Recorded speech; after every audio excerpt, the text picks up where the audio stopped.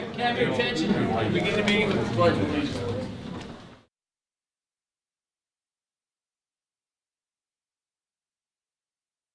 Allegiance to the flag of the United States of America and to the republic for which it stands, one nation, under God, indivisible, with liberty and justice for all.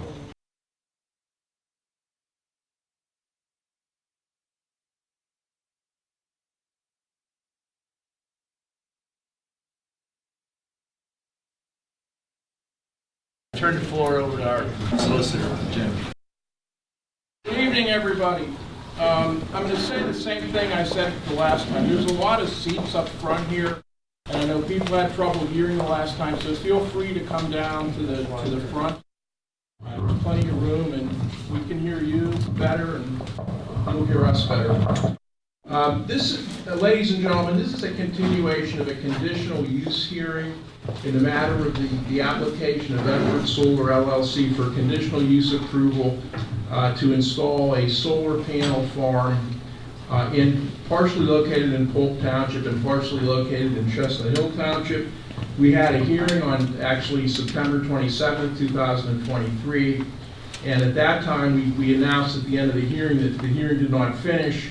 The applicant was still in the midst of presenting their evidence, and we announced that the hearing would be continued, meaning rescheduled, to October 24th at 6 o'clock. It was later determined to continue this hearing to tonight, January 23rd at 6 o'clock. And notice of that adjournment was posted on the door of this building, as well as the door of the Polk Township Municipal Building, as well as on the Polk Township website. And I'm going to add to the Polk Township list of exhibits, exhibit number 9, which is a copy of the notice that was posted, and there's photographs of the notice posted on the door of this facility, so we'll make that part of the record in this case. I'm also going to add to the exhibits an exhibit number 10, which is a letter of Attorney Fox, who represents Edward Solar LLC, waiving time requirements through January 31st, 2024 if necessary. At the last hearing, the applicant had presented certain testimony and was in the middle of presenting a witness, Max, I'm going to mispronounce his last name, Ojerkis, who is a wetland scientist. We will continue with that testimony at this time. At the conclusion of the testimony, the board, myself, and the board will have the opportunity to ask questions of that witness, as will anybody that's entered their appearance. And I have a list. If you were here the last time, I read off the list, and we go in that order that I have the list of people that were registered as participants in this matter. Assuming this hearing concludes tonight, that is, if the applicant's evidence concludes, the members of the public will have the opportunity to present any evidence that they have tonight, either by way of their own testimony or by way of witnesses. And after that, the applicant would have the opportunity to question you if you testify, and the applicant would also have the ability to put on any rebuttal evidence they would think would be appropriate. Once the hearing concludes, the board intends to ask the applicant to submit proposed findings in this case and a legal brief telling us why we should decide the case in their favor. Any member that is here has that same opportunity. You can submit a memorandum, you can give us a letter telling us why we should do whatever you think is appropriate. We've had 2 previous hearings in this matter. The first was July the 17th, and as in those hearings, we are imposing a 3-hour limit, so we will conclude this at 9 o'clock whether we're done or not. If we need another session, we will announce another session at the conclusion of this meeting, and there would be an additional session. The board intends, when the evidence is closed, the board intends to meet in an executive session, which means it's a closed meeting in order to deliberate this, but then there will be a vote and a public meeting thereafter that will be either announced or advertised. So with that, at this time, I would ask Attorney Fox to continue on with his case. I believe he was in the middle of his witness, and we will hear his testimony. Great, thank you. Can everyone hear me okay? My name is Nate Fox. I'm the applicant's attorney for Effort Solar.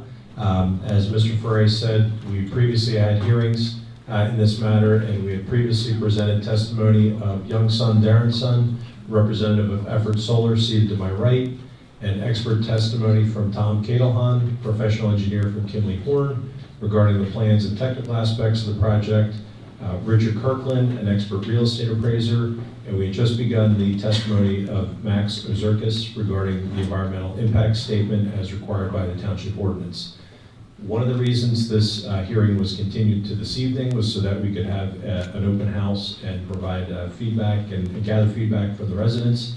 And we're here this evening.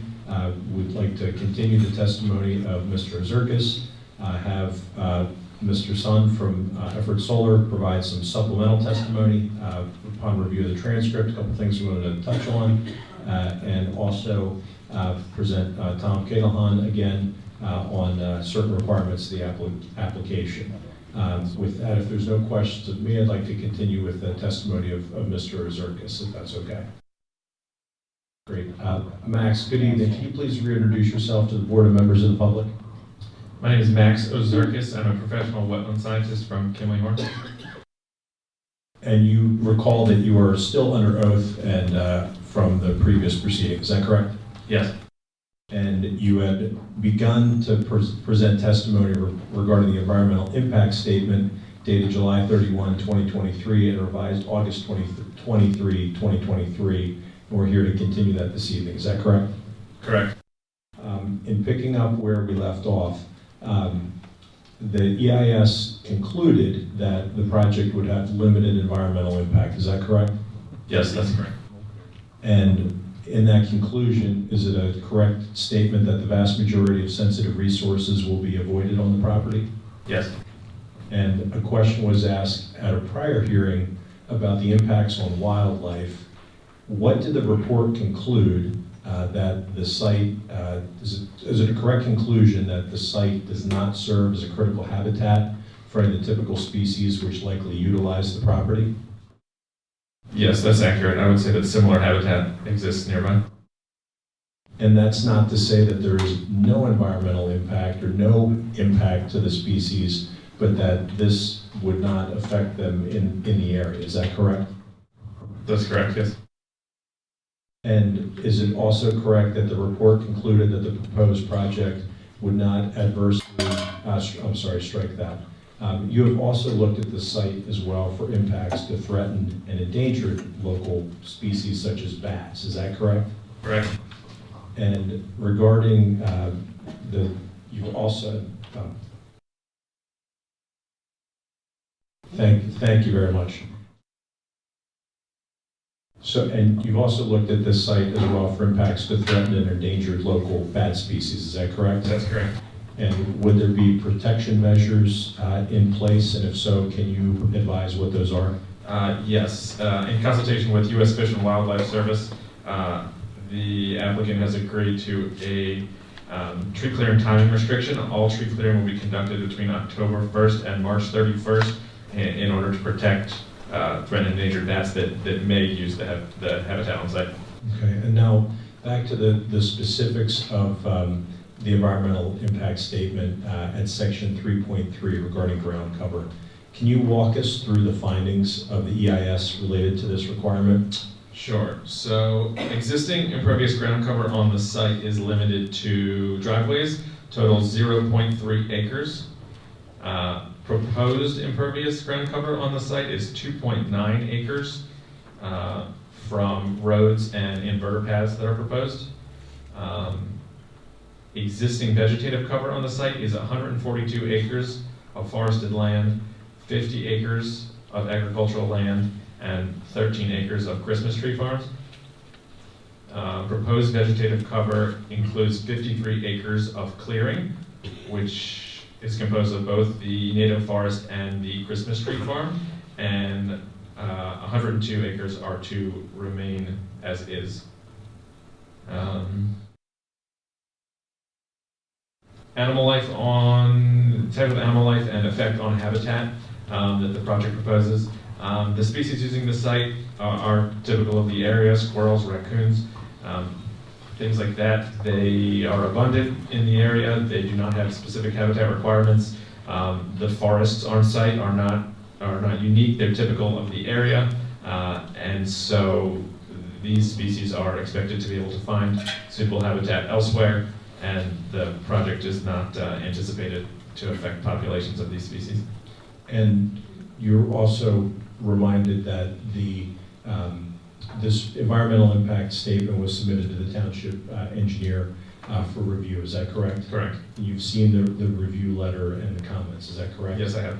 And regarding this section, regarding ground cover, vegetation, and animal life, are you able to confirm that the requirements of this section of the EIS are either acceptable or will comply to the Mr. Kredge, the township engineer's review letter? Yes. And then the next section of the EIS discusses topography and geography, which is subsection D2D, related to the township ordinance, and section 3.4 of the EIS. Can you summarize the findings and information provided in your EIS? The project site is in the Ridge and Valley province. Topography is generally rolling hills and valleys. Elevation ranges from 780 to 950 feet above mean sea level. There are no significant geologic features on site, and minor grading is proposed, but there's no major changes to topography or geology proposed as part of the project. And same question, the information provided, in your opinion, is it in compliance with the ordinance, and in response to Mr. Kredge's review letter, either in compliance or will comply as required? Yes. And then next section 3.5 of the EIS discussing groundwater. Can you please summarize the findings of the EIS as to groundwater that's affected by this project? Sure. The project does not propose any withdrawal or discharge to groundwater. The project proposes pilings for solar panels that will be driven into the ground to a depth similar to something like a guide rail post, typically 7 to 10 feet. We believe this to be above the depth of most wells in the area. Stormwater on site will be treated as required by Chapter 102 of the Pennsylvania Code. Spill kits will be present on site during construction. There's no pollutants that are proposed to be used on site during the operation of this facility, so we don't anticipate any impacts to groundwater. And again, same question related to the requirements of the township zoning ordinance and the associated review from Mr. Kredge. It's either will comply or meets the requirements of the ordinance. Is that correct? Yes, that's correct. And then next section 3.6 of the EIS is required by the township zoning ordinance as to water supply. Can you summarize the information provided and the findings provided in your EIS related to this requirement? No public water is required for construction or operation of the proposed project. So the ordinance requirements as to the source and adequacy of water, expected water requirements, or the use to which water will be put are not applicable, is that correct? Correct. And to that same effect, that complies with the township ordinance requirements pertaining to the EIS, is that correct? That's correct. And then section 3.7 discusses sewage disposal and some requirements there. I suspect similar to public water and sewer, but can you summarize your findings and information provided there? Yeah, the only sewage generated from the project will be portable toilets during construction, and those will be handled appropriately, but we do not anticipate any impacts from sewage. And that's we comply with the ordinance and will comply with the ordinance, correct? Correct. And the next section discusses solid wastes. Can you summarize your findings there as required by the ordinance pertaining to solid waste in this project? Solid waste will really only be generated during construction, just construction debris, shipping materials, things like that. All of that will be disposed of properly, and there will be no solid waste generated during operation. And That's again, a will comply or already comply with the township ordinances, correct? Correct. And next section, 3.9 of the EIS, discussing the requirements and information required to be provided pertaining to air quality. Can you summarize the findings of your EIS for the board? Sure. Temporary and minor impacts to air quality are expected during construction, things like dust and emissions, typical of any construction site. Water trucks will be used to control dust as necessary, and no impacts to air quality are expected during operation of the facility. And again, this either complies with the township ordinance and is a will comply with the township engineer's review letter. Is that correct? That's correct. Next, pertaining to section 3.10 as required by the ordinance pertaining to noise, can you please summarize the findings of the EIS as to noise? A noise study was done and concluded that noise levels during operation are anticipated to be similar to existing ambient noise levels. And within Mr. Craig's review letter, the information has been provided, but there's a condition that the township may require the applicant and/or a third-party expert to verify the noise levels once the facility is in operation. Is that a will comply as well? Yes. And next, section 3.11 of the EIS discusses surface use and community character. Can you explain what that is, as that's not immediately clear from the description? Yeah, surface use and community character is basically land use, what the land is being used for, how densely developed it is, and how all those things sort of come together to express themselves as a unified character. So the ordinance discusses things like critical impact areas, historic resources, transportation network, things of that nature. Can you summarize the findings of the EIS pertaining to these requirements? Yes, so this area has been rural and agricultural since approximately 1951, based on a review of historic maps. The proposed use is not expected to change the character of the area. We don't expect secondary development. As a result of this project, we don't expect increases in intensity of development, so the rural character is expected to remain. And again, in this section pertaining to land and water surface use and community character, that again is a will comply or acceptable as presented pursuant to the township engineer's review letter. Is that correct? That's correct. And then next, section 3.12 of the EIS discusses critical impact areas. And I'm sorry, I jumped ahead a bit, and those include things. Can you explain what a critical impact area is? The ordinance identifies critical impact areas as any area, condition, or feature which is environmentally sensitive, or which, if disturbed during construction, would adversely affect the environment. And can you explain what is or is not affected by this development as required by the township ordinance as presented in the EIS?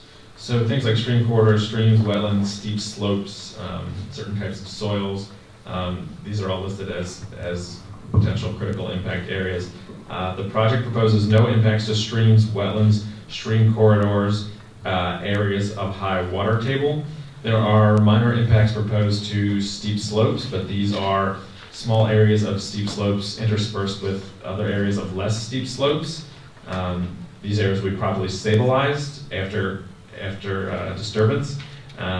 Areas of concentrated steep slopes will not be disturbed, and acidic or highly erodible soils are not known to occur on site. And is there anything pertaining to tree clearing or any analysis included in this section? Yes, tree clearing. Mature forest is designated a critical impact area, but tree clearing is not expected to negatively impact the larger ecosystem. As I had mentioned before, this forest is not unique and does not serve as critical habitat for threatened or endangered species. And in review of the township ordinance and the township engineer's review letter of your EIS, Does it meet the requirements of the ordinance as presented, or is it will comply? Yes, it does. And then the next section, section 3.13 of the EIS discusses historic resources. Can you please summarize the findings of the EIS related to historic resources? Yes, a cultural resources study was performed, which identified several cultural resources on or in the vicinity of the site. In consultation with the State Historic Preservation Office, it was concluded that these resources are not eligible for listing on the National Register of Historic Places, and one previously identified resource is on site, and it was concluded that that will not be altered by the project. And as to the township requirements to identify the structures or sites of historic significance and probable effect of the project, is it your opinion that that requirement has been met? Yes, it is. And there are other outside requirements pertaining to historic structures and historic preservation that may not necessarily be within the zoning ordinance, but that would be a separate review if necessary. Correct. But bottom line, we don't believe there are any historic structures that would be affected by this project. Is that correct? Correct. And then the next requirement, section 3.14 of the EIS discusses transportation network. Can you summarize the findings of the EIS? The impacts of the transportation network will be similar to any construction site. We expect an increase in traffic temporarily during construction, and then operation of the facility will involve transportation patterns similar to existing agricultural uses with occasional visits. And is this along any impact anticipated to any of the roadways? We don't anticipate an increase in traffic volume on these roadways. And I'm sorry, I didn't ask that question clearly, but in any event, is that a will comply or already comply with the requirements pertaining to the transportation network for an environmental impact study? Yes. And then section 3.15 of the EIS discusses law enforcement as required as something to review in an environmental impact statement. Can you summarize your findings as to this project's effect on law enforcement? We concluded that there would be no impact to law enforcement. This is not adding people to the township or creating something that will drain law enforcement resources. We will work with the fire company as necessary to ensure there's adequate training to handle any event at the solar facility. Right, and in any event, that's already comply or will comply with this requirement of the township ordinance. Correct. And then pertaining to section 3.6 of the EIS discussing community facilities and services, can you summarize whether or not, the findings and whether or not there's any impact of this facility on community facilities and services? We concluded there would be no impact. And again, that's a will comply or already comply with the township ordinance, correct? Correct. And then section 3.17 of the EIS discusses additional considerations or adverse impacts to consider, things such as alternatives to the proposed use, a statement of any adverse impacts which cannot be avoided, environmental protection measures, list of permits required, and a listing of steps to minimize environmental damage to the site. Can you summarize your findings related to this requirement? We found there would be impacts to existing vegetation, minor impacts to steep slopes, and an increase in impervious surface. The project will obtain all necessary permits, including erosion and sediment control and stormwater management approvals to prevent any impacts from the disturbance of steep slopes, the clearing of vegetation, and the increase in impervious. And same question you've heard me ask before, so in any event that is a will comply or already comply with this requirement pertaining to the environmental impact statement, is that correct? That's correct. And section 3.18 BIS discusses environmental protection measures and step to minimize damage through the construction and use of the property as proposed. Can you summarize what those measures are as required by the township zoning ordinance, and whether there's any anticipated impacts that we haven't discussed? Those would include erosion and sediment control measures that will be, again, reviewed as part of the Chapter 102 permitting process. The seeding to be done as soon as possible after disturbance to prevent potential erosion. Adherence to buffers, we are complying with the township's buffers on streams and wetlands. We will adhere to tree clearing timing restriction to prevent potential impacts to threatened and endangered bats. And we do not anticipate any secondary or regional impacts as a result of this development. And again, same question with regard to these requirements of the environmental impact statement. They either comply or will comply with the township ordinances and conditions of the township engineer's review letter. Is that correct? That's correct. And in summary, is it a fair conclusion that this project would have limited environmental impact within the standards of the applicable laws and ordinances? Yes. And is it also correct that any applicable environmental impacts will be mitigated to the extent possible and or required by ordinances or outside agencies? Correct. And have all of your opinions tonight and previously given in your capacity as an expert in the field of environmental science? Yes. All right, I thank you for your testimony. Does the board have any questions for Mr. Ozerkis? Let's take the participants first, and then the board and myself and ask questions at the conclusion of that. So ladies and gentlemen, now is the time if you have any questions for Mr. Ozerkis, you can ask them at this time. I'm going to call people's names out in the order that we have them here as we have in the past hearings. I will call your name and just indicate if you're present and if you have any questions. I would just advise you this is not the time to make a statement or present evidence, but we want you, if you have questions for Mr. Ozerkis, to ask them. So with that, I will call the first individual, Truman Burnett III. Yes, here. Just to clarify, section 3.6, we don't use public water to drill wells. Are you going to drill any wells? No. Wells, no. Okay.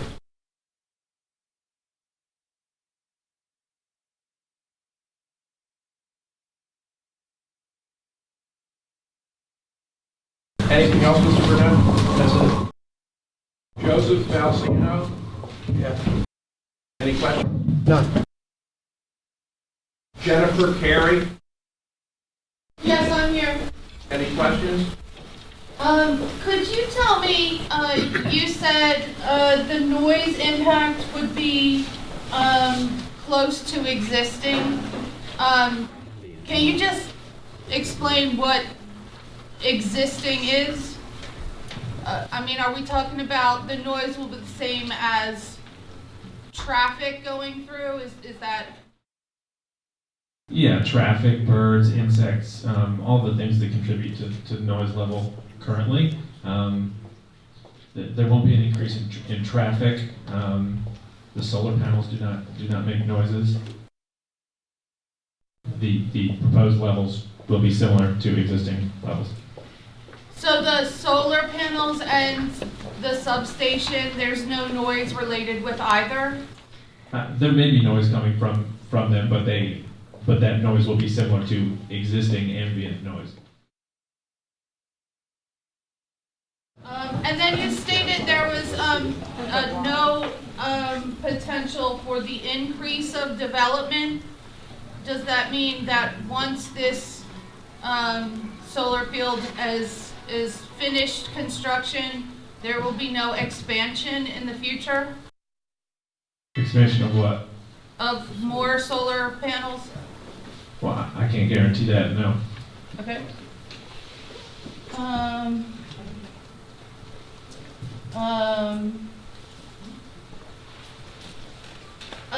The increase of impervious surface, does that lead us to a potential of flooding of the area going forward? The increase in impervious surface, the runoff coming off that surface is required to be captured and treated, and that is a condition of the Chapter 102 approval, the National Pollutant Discharge Elimination System permit. So flooding impacts are not anticipated, and the proposed condition is required to be an improvement upon the existing condition. So more water should be treated than is currently being treated.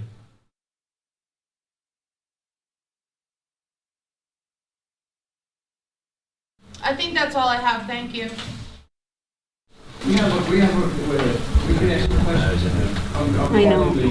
Show that, I know. Stuart Hochberg. Right downstream. I'm here. You mentioned about the I'm sorry, can you the say the that? poles going into the... I can't see what I... You mentioned that the poles going into the ground, you believe won't affect the wells. Well, to me, you believe it won't affect the wells is not good enough. You guys have got to come up with something that says it will not affect the wells, period, amen. Because you're believing that, and then all of a sudden it does, what do we do? People that live there, what are we supposed to do? That's number one. How much time did you spend at this site? Probably a total of 4 days of field work. 4 full days of field. How long were you there every day? A full day. Full day. 8 to 4, 8 to 5, combing the woods, looking for streams and wells. Okay. Because you mentioned something about the wildlife. Well, I live right across the road, and we have bears and all sorts of other animals. There's a road, and you probably noticed, there's a road called Bear Road. It's called Bear Road for a reason. You only mentioned deer and squirrels. You didn't even mention deer. Now, didn't mention all these animals are there. Where, if common sense would tell you, if you cut down 50 acres of wooded area, and there are houses there, where are these animals going to go except in your backyard? We also have coyotes, by the way. Understood. There are other forested areas nearby that serve as habitat for these species. And No. They're going to be out of the immediate area. Are you going to bust them somewhere else? Is that what you guys are going to do? You're going to get an ark and take them out of there? Because they're going to be in our backyard. Please, one at a time, all right? Please.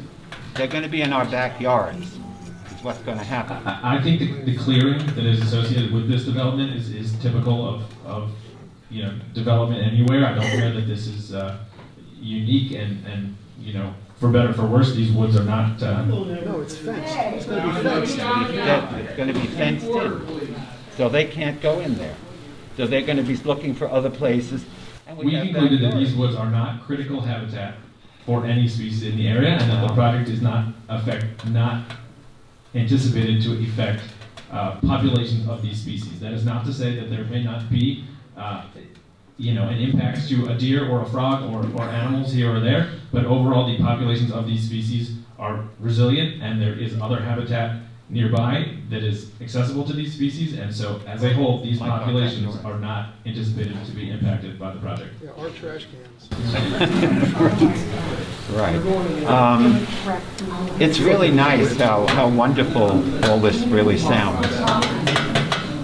But I don't think it's so nice, frankly. I expect Mickey Rooney and Judy Garland to be put out very quickly to give us. Howard, I can't hear you. Yeah, we have Can't hear you. sir. I'm not. Yeah, I guess he's done. If you had a microphone, you could hear me. There's one Why in don't you front, walk sir. up front? There's one in front. But you didn't do that either. You can walk right up front and speak.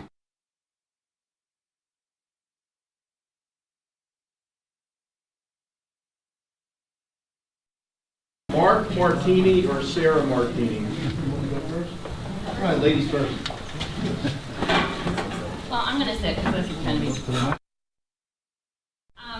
Do you know, I noticed in the EIS that you listed specs of the panels. Would you know what they're made out of? I don't know. I think that testimony will be later in the evening. More of an engineer question? Yes. Okay. So you're saying that solar panels are not impervious surface?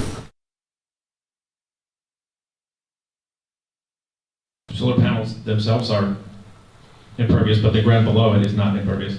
Okay, so you're saying the water that runs off of the panels would go into a treatment system? If required, yes. I thought they were stormwater basins. This would be an actual water treatment plant? No, stormwater basins. Going back to the large animals such as bear and coyotes, when you fence in 200 acres, you're saying that those would go into other suitable forests. Which forests are you speaking of? There are forests around the area. I can't tell you exactly where these creatures are going to go, but Well, according to the conditional use, if this project goes through Chestnut Hill as well, it'd be 500 acres of fenced-in area, and those animals, a lot of those woods would be cut down as well. was there a question there? So when a bear hibernates throughout the fall and winter, it's going to wake up in the spring, and because you are cutting down trees only during that time, they're going to wake up in the spring and there's going to be a completely different landscape. They're not going to be confused or desperate searching for food because everything is completely different.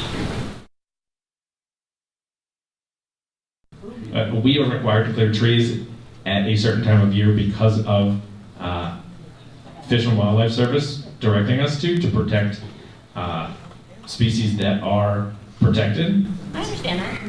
But bears are not a protected species. Are you aware that there was a bear attack in our neighborhood at one time? I am not.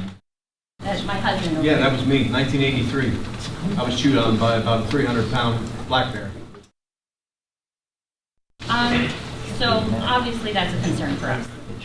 When you did your endangered species, did you look for eagle nests, shiner fish, or box turtles though? No, no. Those were not hits that we received from the agencies. The project was screened for threatened and endangered species through an online portal that the state runs that has input from three different state agencies and U.S. Fish and Wildlife Service, and it came back only with results of bats, and we are complying with the fact. Is that website listed on the application?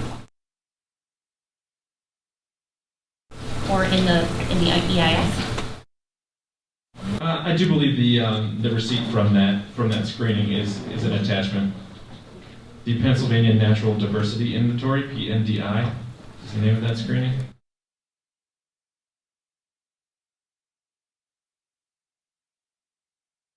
Will you be testing the groundwater at any time before, after, or during construction for nearby residents? I don't believe that's proposed. If you're controlling the dust with water trucks, where would that water come from if you're not using anything from nearby? I'm not sure.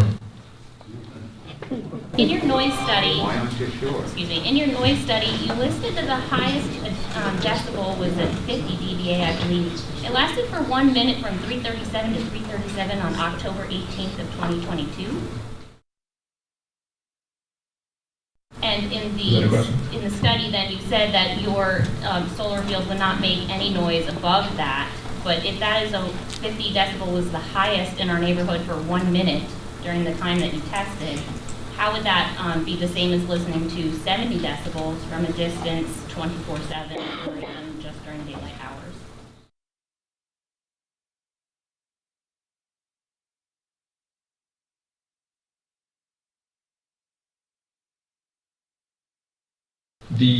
I believe that the decibel level you are referencing is the transformer at close distance, but the transformer is not anticipated, or is not proposed rather, to be sited in close proximity to noise receptors such as residences. Well, would that be a personal guarantee that you will not move that closer to residences or stay at that exact location? I'm sorry, That it would stay at that exact location and not be moved?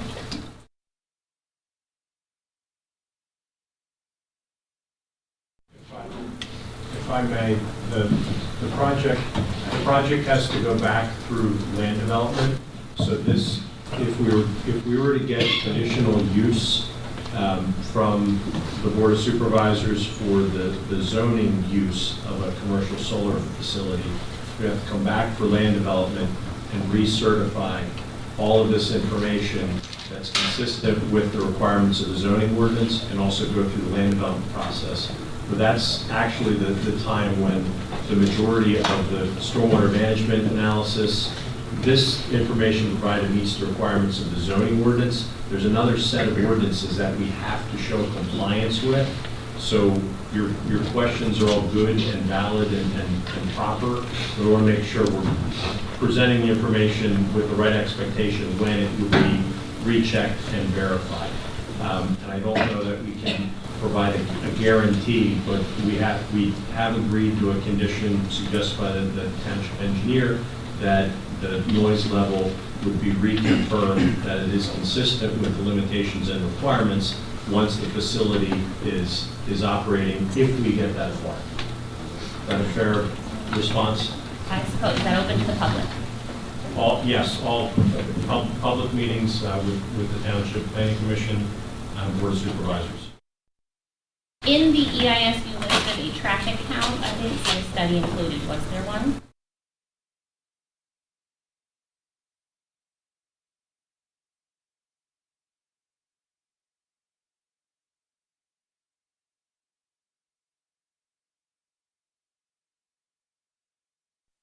I'll just add that, Can you reintroduce yourself and your qualifications? sorry, my name is Tom Kalan. I'm a civil engineer for Kinley Horn and a licensed professional engineer. I do not believe there was a study with the EIS, and the reason for that is because the proposed amount of traffic that we're anticipating after construction is at a level that is so low that it doesn't warrant No, I'm a traffic not study. talking about traffic coming in. I'm talking about noise Oh, I'm sorry. from traffic. So this site is not proposed to anticipate additional traffic? I'm not asking about that. I'm asking about noise from traffic. They're saying that the noise from the solar farm won't be more than the traffic noise is now. Well, we don't know what the traffic noise is now if there's no study. That is correct. I don't know if we have a noise study of the traffic going along the road adjacent to the property. But I think the intent is that since we're not anticipating to increase traffic after construction, that the noise level that we're hearing at this time now is not going to become any worse after the construction. On the original plans, it did have a 5 to 10 acre transformer field, correct? I believe that's on the Chestnut Hill side. So, okay, if that goes through, then you're talking about 75 dBA times 5 acres, which isn't the same as one transformer running 500 feet from a house on the side of one. I'm sorry, I can't hear you. It won't be the same as one transformer running. I forget what the study said, it was like 200 feet from a house.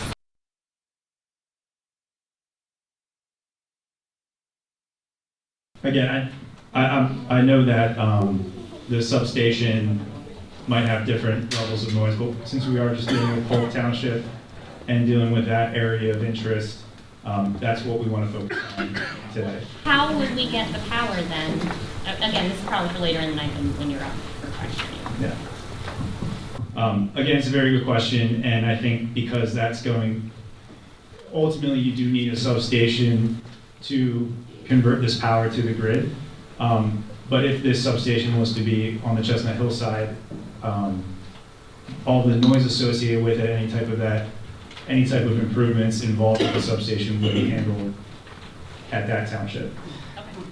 There was noise levels measured at various roads and residences as part of the noise study. Lastly, I was wondering, I read in chapter 102 that you cannot use pesticides.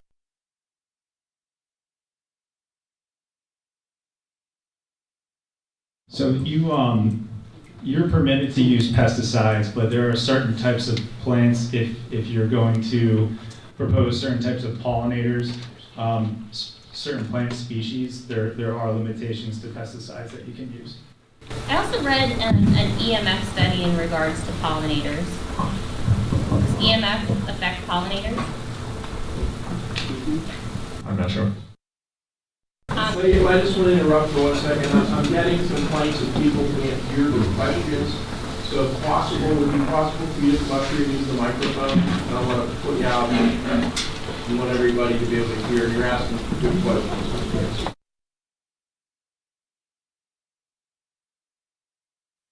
Okay, so my last question is in regard to buffer trees.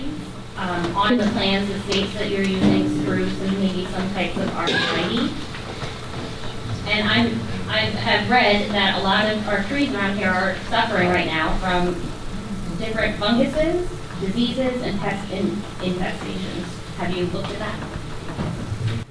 Not specifically in this area, but I'm aware of various invasive species and insects that are affecting plants. How would that be prevented on our buffer trees?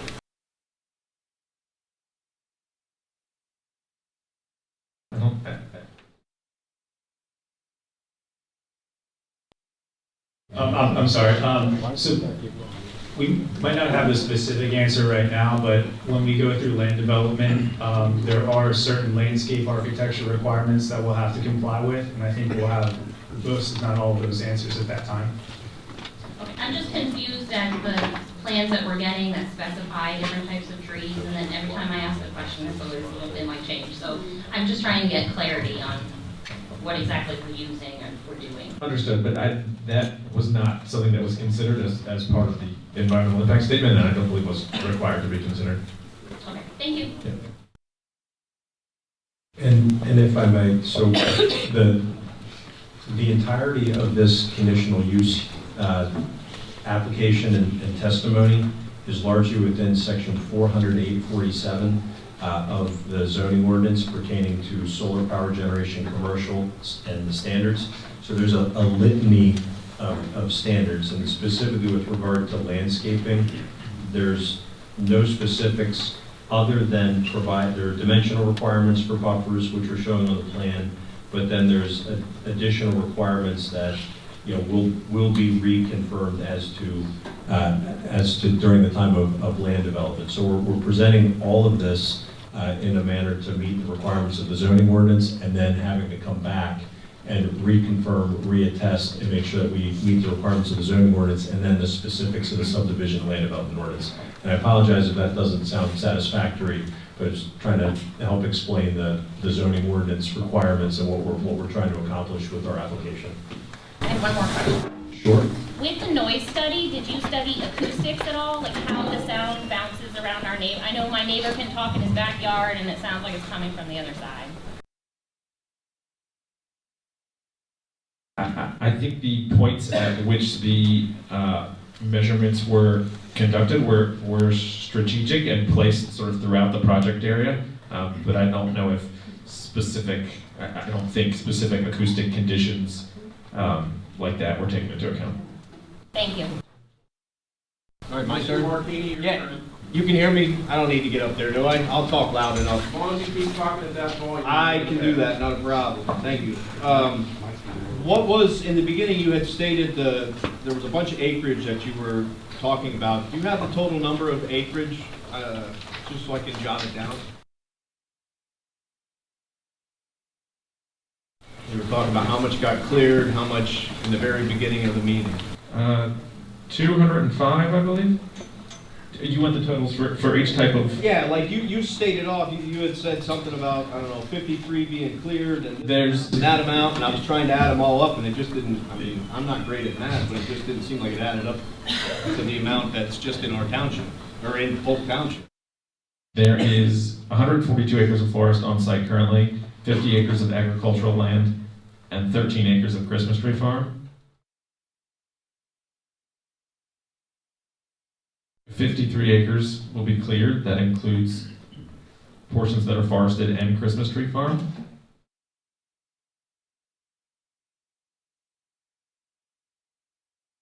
And 102 acres of forest will remain. Thank you. I just wanted to clarify that so I can write it down here. And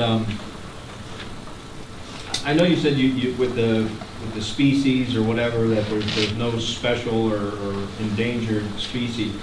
Who or what determines whether or not that they're the habitat of like an endangered species or a special interest species is even located in that area? So there's 4 agencies that are in charge of T&E species in Pennsylvania: the Game Commission, the Fish and Boat Commission, the Department of Conservation and Natural Resources, and then at a federal level, U.S. Fish and Wildlife Service. The screening that we run projects through takes into account species under the jurisdiction of all 4 agencies.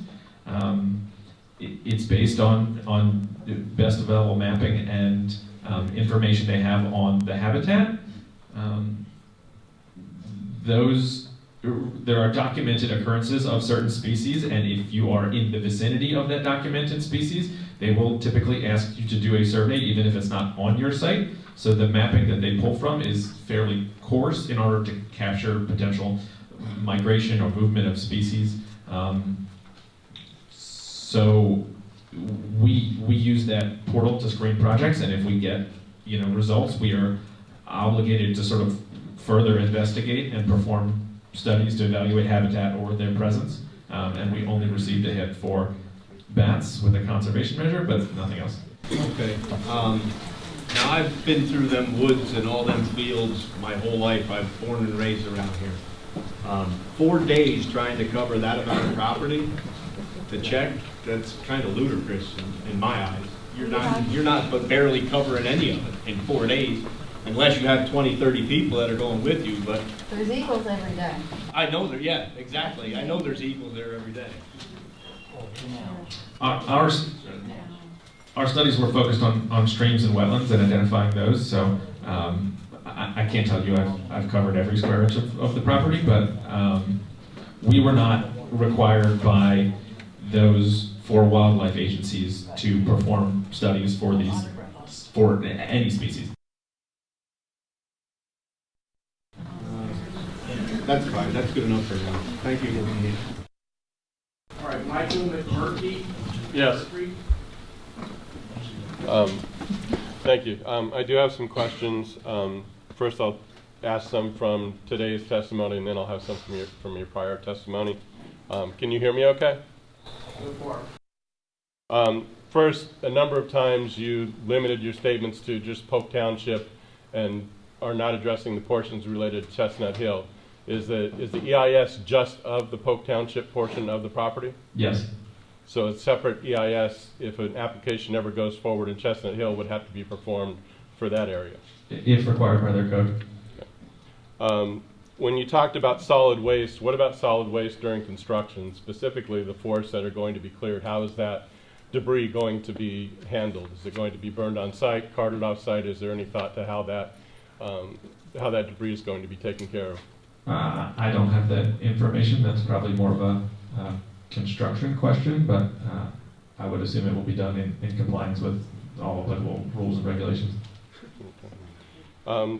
When talking about noise level, you specified noise level during operation. Is there any plans, excuse me, not plans, are there any studies, comments, or estimates of what noise level during construction is going to be like? I do not believe that was studied, but I don't think it will be out of the order. Because if you're going to be having construction trucks coming, clearing land, driving piles into the ground to mount these panels on, that sounds to me like there's going to be a lot of activity going on that will have noise that's well above what the current ambient noise would be in the area, since all of that activity is not currently going on. I'd have to believe it's louder than a tractor plowing a field. Understood. Sorry, you would have to believe it's louder than. Louder than a tractor plowing a field. In talking about the current noise versus the noise that will exist once the field is in place, Sarah had a question about acoustics.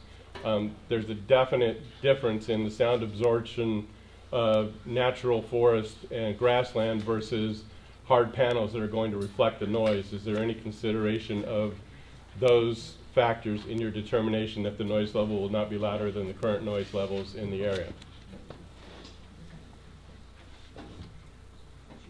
Remember also that we are not proposing to clear all of the trees on site. There will be 100 acres of trees that remain on site, stream buffers and other areas. So I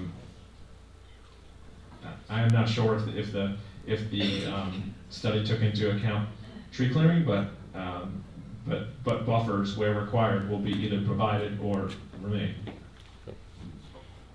Going back to your previous testimony back in September, you concluded that the project would have minimal environmental impact and no impact on critical environmental resources, with the definition of environmental impact being defined as what was in the zoning ordinance. Can you explain how you arrive at a conclusion of minimal impact when comparing a field, forest, or land use for tree farming to a field of solar panels, where the physical nature of their construction will have a significant impact on the soil conditions in the area where the panels are constructed, in terms of compaction of the soil, the driving of the piles into the soil, and those piles will then not be absorbing water, groundwater. The panels themselves are going to have runoff, so there's going to be a much different impact of water absorption and where the water is going to go and be able to be absorbed into the land and into the existing groundwater, versus the existing plant, tree, and forest growth, which will be highly disturbed or removed and replaced by plants that will take a significant time to grow, in terms of environmental impact and the ability to absorb the precipitation. You may be aware we've had some heavy rains here in the past months, and it's a very sensitive area for us in the local area. So the area under the panels will be vegetated. So though the panels themselves may be impervious, the runoff and stormwater patterns, it's not as if we're paving the entire area. I understand there will be some changes in land cover. Those changes are required to be accounted for in our stormwater design. So there are different runoff coefficients. Those different areas are modeled differently based on land cover, and so our design will take into account the changes that are proposed to adequately capture stormwater and prevent flooding issues in the proposed condition. Specifically addressing what you just said about the absorption rates, do those differ depending upon the soil and land composition and the topography of the land? In other words, level land is going to have a different effect than land that is not level with the water running off of it. Do your studies take that into account? Yes, different soils are classified by hydrologic soil group, which is a measure of their ability to infiltrate water through the soil. And how granular are those studies in how you looked at it? Was it an average for the site, or did you parcel it down to 100 square foot areas, or how did that occur in your study? I don't think stormwater design is finalized at this point. That mapping is done by USDA, Natural Resource Conservation Service, in areas where we need more detailed information, such as a basin. We will often do percolation tests to ensure that we're getting the necessary recharge and infiltration that is required. But we have not, I don't believe, tested the entire site. Back to your statement about with the grass being underneath the panels and some consideration made of the absorption of this. It's my understanding that these panels are solid and the rainwater's not going to go through them, but rather run off their edges? Correct. Okay. So there's a slight difference there that I'm not sure from your statement whether that's taken into consideration of the runoff and absorption characteristics, or is that something that's going to be deferred until the stormwater study is done? Well, the rainwater will flow off each panel and then underneath the next panel down, which is pervious below it, which is vegetated. So in that way, the panels that are situated above the ground, though they are impervious, the ground cover is pervious. Okay, but at my house, I have problems with the gutters being blocked occasionally and the water running off the roof straight onto the ground, and I end up having channels running into my property. I clean out the gutters, I try to resolve that problem, but the panels are not going to have that issue. So how do you prevent or mitigate any channels being developed and affecting the way that the water is going to run off of these panels? I think that's a stabilization question. I mean, we will seed the site, as soon as possible to stabilize the soils after disturbance. There are inspections that are done by the County Conservation District to ensure that permit requirements are being followed and that the site is in compliance with the stormwater management plans. Okay. I mean, I think the only way to mitigate that type of problem is to have soil that's hard enough to take that impact from the panels, which would be slightly on the more impervious side to withstand that.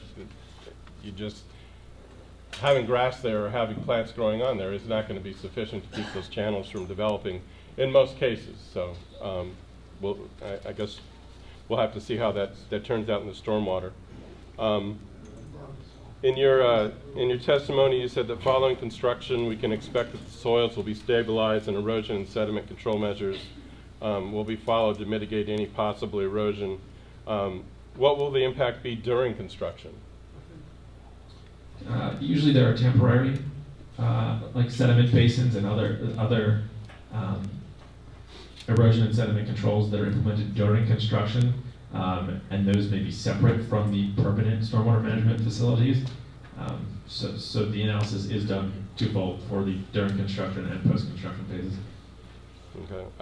I did not see anywhere, although the documents are voluminous, do we have an idea of what the period of construction is going to be and what the pattern is going to be? Or is it going to be developed in sections? Or is the land going to be cleared all at once and then all the posts put in? Is there any thought to that and its impact on the environment on how you put forth your study? I'm not sure of that. The others at the table may be able to speak to that. You testified that the erosion and sediment control plan would mitigate the impact of the soils that any runoff would have on the surrounding streams and waterways. Did you do any study on the effect on any of the surrounding properties to the parcels in question? Or was it concentrated just to the streams and waterways? If there is proposed discharge to properties that are not the project site, we are required to perform an off-site discharge analysis to determine the impact to off-site areas, and that is part of the Chapter 102 erosion and sediment control approvals. Okay. Yeah, because the lands in question are not principally level ground, as you're aware if you walk the acreage. So there are surrounding properties that would be affected by the runoff. During your testimony, you indicated more than once that certain factors would not be known until a stormwater management plan was completed. The plan wouldn't be completed until the layout and existence of the solar field is completed. The plans that were introduced in the applicant's application give a high-level layout of the property as it's planned, with presumably some forethought into how it would be constructed as far as spacing of panels, placing of those panels, roads, connections, distribution and transformers, and connections to the power grid.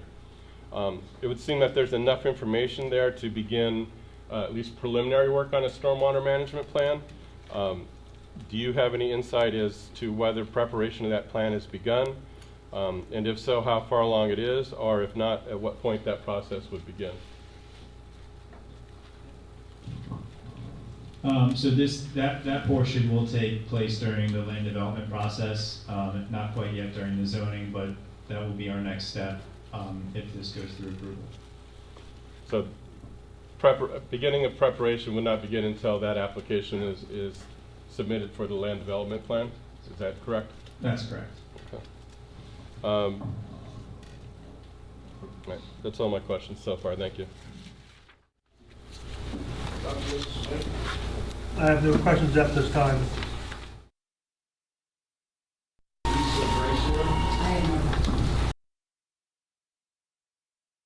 Valerie Wernette.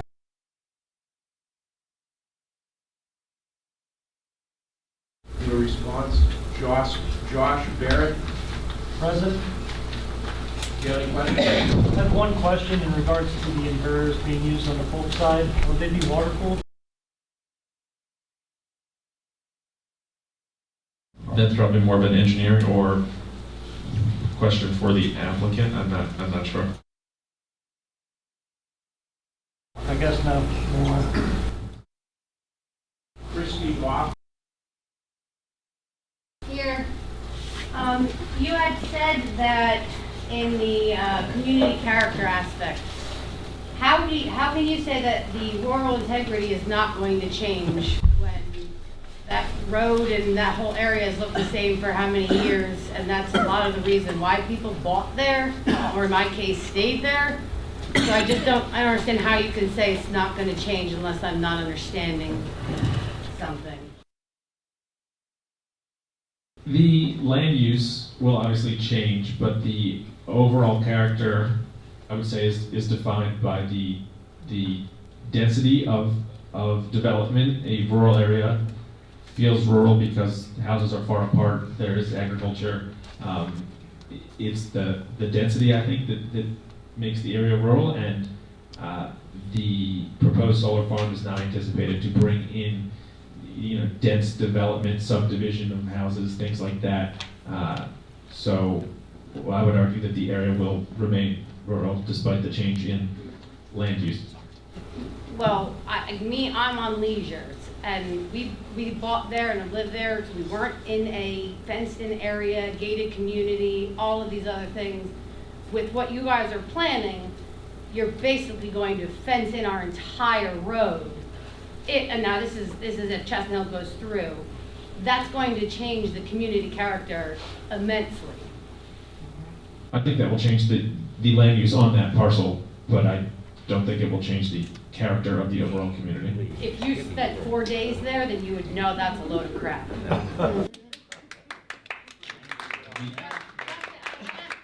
I understand you have to, look at things in a different aspect. And I understand where you guys are coming from. But you have to understand where everyone else is coming from. We don't want it shouldn't be an issue, it shouldn't be this, we haven't deduced this. You're not giving anybody any better feelings on any of this, and it's the whole thing is just stupid, so that's all I gotta say.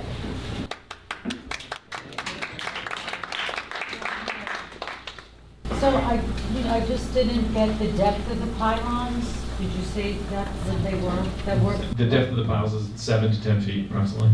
Just didn't hear that. So with the water, I don't know if it's surface or groundwater, because our lake community adjoins this potential property. We're spring-fed lake, and we have runoff, and with the change in the weather where we've had more storms lately, we've had a lot of runoff coming into the lake and affecting our area.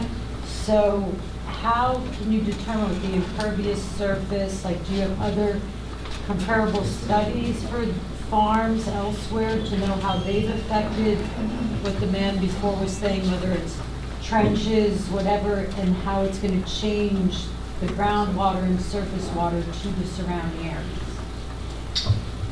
This is part of the stormwater design. As I was saying, different soil types are mapped and are assigned rates of infiltration that are standard. There's also so the soil type will influence how fast the water will infiltrate into the soil. The land cover will also affect how the water will infiltrate into the soil, and both of those things, the soil itself and the land cover above it, are taken into account in a stormwater model that is used to in various storm conditions, right? Different levels of precipitation are analyzed, and we are required to capture the increase from the increase impervious on site, right? There's going to be more runoff from that because we're increasing impervious. We are required to capture that on site in a basin to prevent it from running off in the proposed condition. Which could change the natural flow of what's occurring now, so you don't really know how it's going to affect the current patterns. It will decrease runoff, lessen flooding. More water will be captured on site and prevented from running off and flooding downstream areas. So you're capturing something that might have been absorbed and gone somewhere else slowly. So let me just ask this. Have you, on completed projects, have you gone back and studied the water to say, yes, there is a change, and how it affected other farms? No, I have not done that. Okay, so we can't say for sure how it's going to affect the surrounding water, groundwater or surface water. This is a yes or no question. The regulations are developed based on standard practice for modeling surface water and groundwater, and are intended to improve conditions, and we will comply with those regulations. Okay, so with this study about affecting the environment, you said minimal impact. You're going by population. Is that because? Population of what? Because you were talking about rural versus urban, that's not changing. So when the woman asked about not having an impact, or it's minimal impact, because you're not seeing a housing development go in. But it's going to change the look, it's going to change this, what has been going on since the beginning, for time. So it will change things, but not affect population. It's going to, correct? Correct. We don't anticipate that this will induce secondary development of residences nearby or something like that, and it won't increase the density of development. Yeah, right. I was just going to say that. It's going to reduce it. So I don't know who this question goes to, because I don't know. So I know about panels that you're saying they're impervious. Would anything with the panels, would anything be into our soil because panels are now there instead of what it's been, forest or farm? Is there any substances that get into the soil leached from the whole process of the solar farm?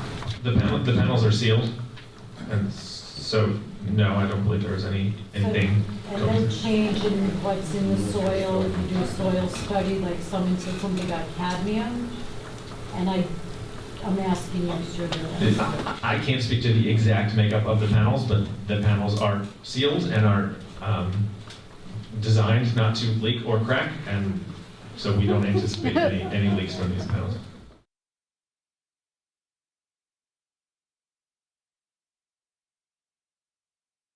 Any more questions? I'm looking, one second. Oh, you said something about the fire department. So you're working with law enforcement? I believe there have been discussions previously about the response time if there was an incident at the facility. I don't know if that's a good question for, because I was wondering why we would need the fire department, like what? I don't know if that's for you or somebody else. I'll let someone else speak to the mechanics here. Being done already. Okay, so that's a risk of fire. There certainly is. And there's going to have to be more and more than it needs to be. Okay, I don't have any more questions, thank you. Gary Klingel? Yes, so what do you consider existing ambient noise? And what time of day did you do the study? And did you do any at night? The noise study was included in the EIS as an attachment. What page is that? It's like the third to last page is what I'm looking at.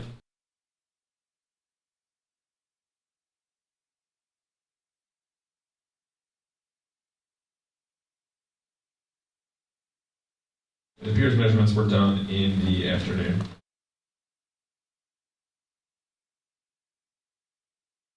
I'm sorry? You won't hear any noise at night.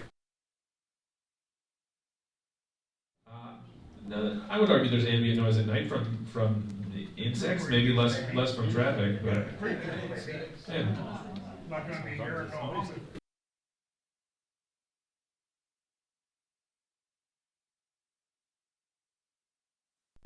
Any more questions? No, that's it. Can I ask you a question? My name's not. No, we're going in order. Alan German. I'm here. I don't have any questions at this time. Well, I do actually.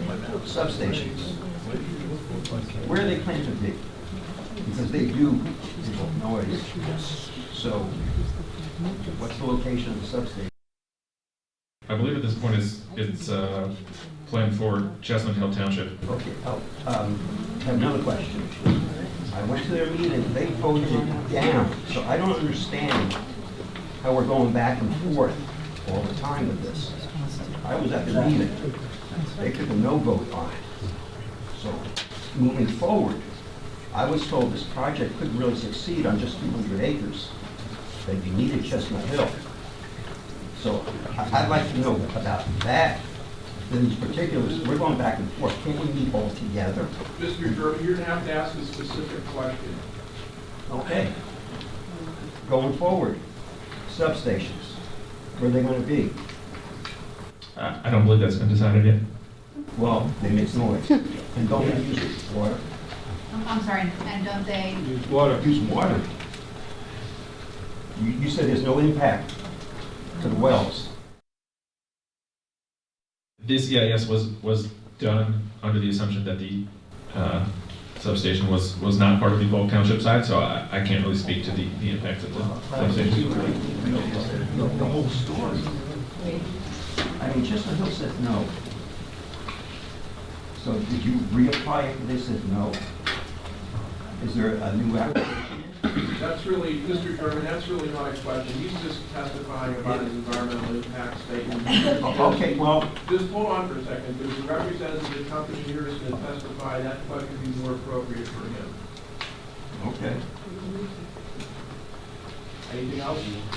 Well, the solar panels themselves, the height, or is that discussed at a different time? You can ask him that. He can testify about the panels.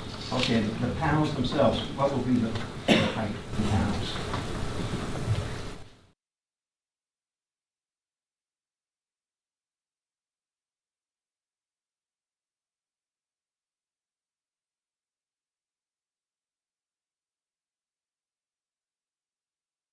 $20-foot maximum, is what we're looking at. Okay, my property goes up the mountain. I should not have a view of the solar panels, correct? Well, I can't guarantee that. Well, I don't want to look at, I don't want to have a view of panels. You said it's going to be camouflaged. I was told that. Yes, we will install buffers as we are required to by the code. Can you do a test? I mean, Chestnut Hill did a test on theirs. A test of what? Winter Court had a question about, they could see solar panels where they were doing it off Lawrenceburg Road. I mean, you said it's going to be camouflaged. I should not be seeing these solar panels. I need a guarantee. We can't provide a guarantee. Well, you said you're going to camouflage it. Yeah, I don't. I'm sorry. This is getting argumentative, and we're required. I'm objecting, and I apologize. I'm objecting this continued line of questioning, and we're going back and forth about things that are one, not within Polk Township or germane to the Polk Township zoning ordinance. Two, the ordinance has buffering requirements, not requirements that a project ever be invisible. We're meeting the buffering requirements, and we're continuing to ask the same question again and again and again. And we're happy to provide the answers to questions, but I just don't like my witness being argued. Could you define buffering? Let's take it question by question, and those points are well taken, Mr. German. Ask your next question. Well, definition of buffering. Can someone please just give me the definition? That's in the ordinance, Mr. German. We have the ordinance.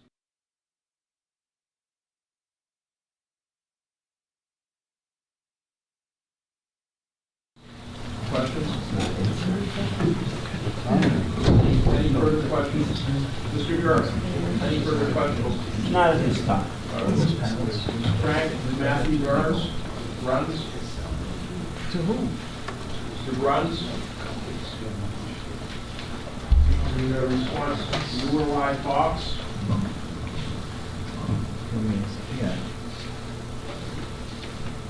Mr. Fox, I'm aware that there's other people here who now have asked to be participants in this and ask questions. And What's your position on that? So I have to object. I mean, we're well into a third hearing. I have no knowledge of where these folks live or what their interests are in the process, and whether or not they've been informed or misinformed as to where we stand. But I understand folks have due process rights as well. There's this gentleman here wanted to participate. Oh, yeah, looks like they're Wait, can you come up, just stand up? May I? Thank you. Wait a minute, just hold on. If we want to ask you a few questions first. Sure. First of all, what is your name? Tom What's your last name? Mansell, Where do you live, sir? Conditional Town, Bergen Hollow Road. You live near this project? I don't know how far away from it I am, but I'm in Bergen Hollow Road. That's close enough. All right. Do you have any questions for Mr. Fox? About how, no idea how far that is from the property. It's not what I'm asking. No, we're asking how far you are. Oh, I have no clue. Read the map. I just found out about this tonight. Is it a mile? Is it half a mile? Is it 100 miles? I don't know. Sir, did you get any sort of public notice or mailing regarding this conditional use hearing back over the That's what I know of, no. Okay. Do you have some sort of... But I take garbage can and throw it right into the fire. I don't look at garbage can. That's a good question. Those are your rights, and I'm asking a question as to what is your bereavement or concern with regard to this application that you want to have? Well, there's a couple of things I heard tonight that I wanted to ask questions about. But how, do they directly affect you and your property, or are you generally? They directly affect the environment of which I live in. Right, so there's a difference between being a party participant and providing public comment, and I think 0.7 of a mile respectfully is outside the realm of giving you legal party status. Oh, I see, so you have to live where you're gonna be poisoned. But that's my position. You have to live where there's gonna be poison. Sir, I'm gonna resolve the issue whether or not you're a participant. Mr. Fox, I think under that recent case, I don't have the citation for it, I think under the recent case, the standard of who is a party has been liberalized to the point where almost anybody could be a party that wants to be, notwithstanding that they are not necessarily a party for purposes of any appellate matters. in the Friends of Lackawanna County, the landfill So case. under that, I'm gonna be liberal and allow anybody, with certain limitations that wants to be a party to be a party. I don't think we have many people here that are gonna. So sir, we will recognize you. Come forward. We have a form you need to fill out with your name and address. Thank you. Now, while he's doing that, is there anybody else here who wants to be able to ask questions? This gentleman here, you weren't. What's that? I didn't hear you. I said, if you wish to ask questions. Yeah, one at a time.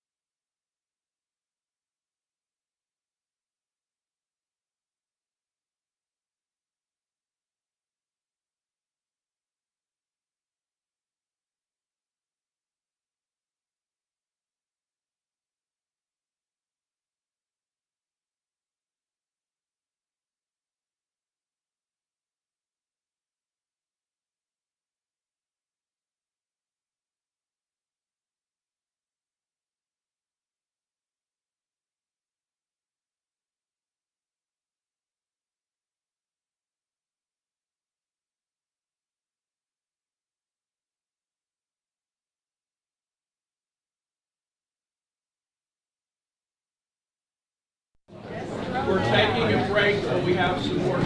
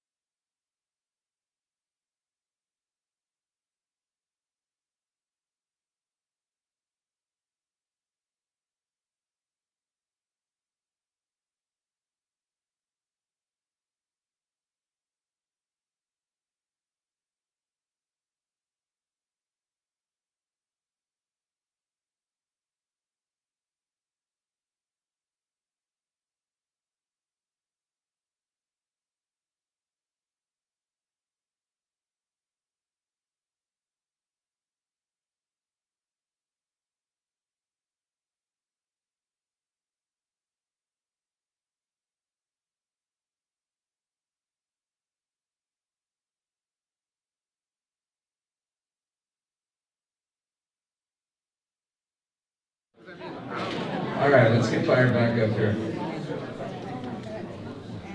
Folks, can we have quiet in the room?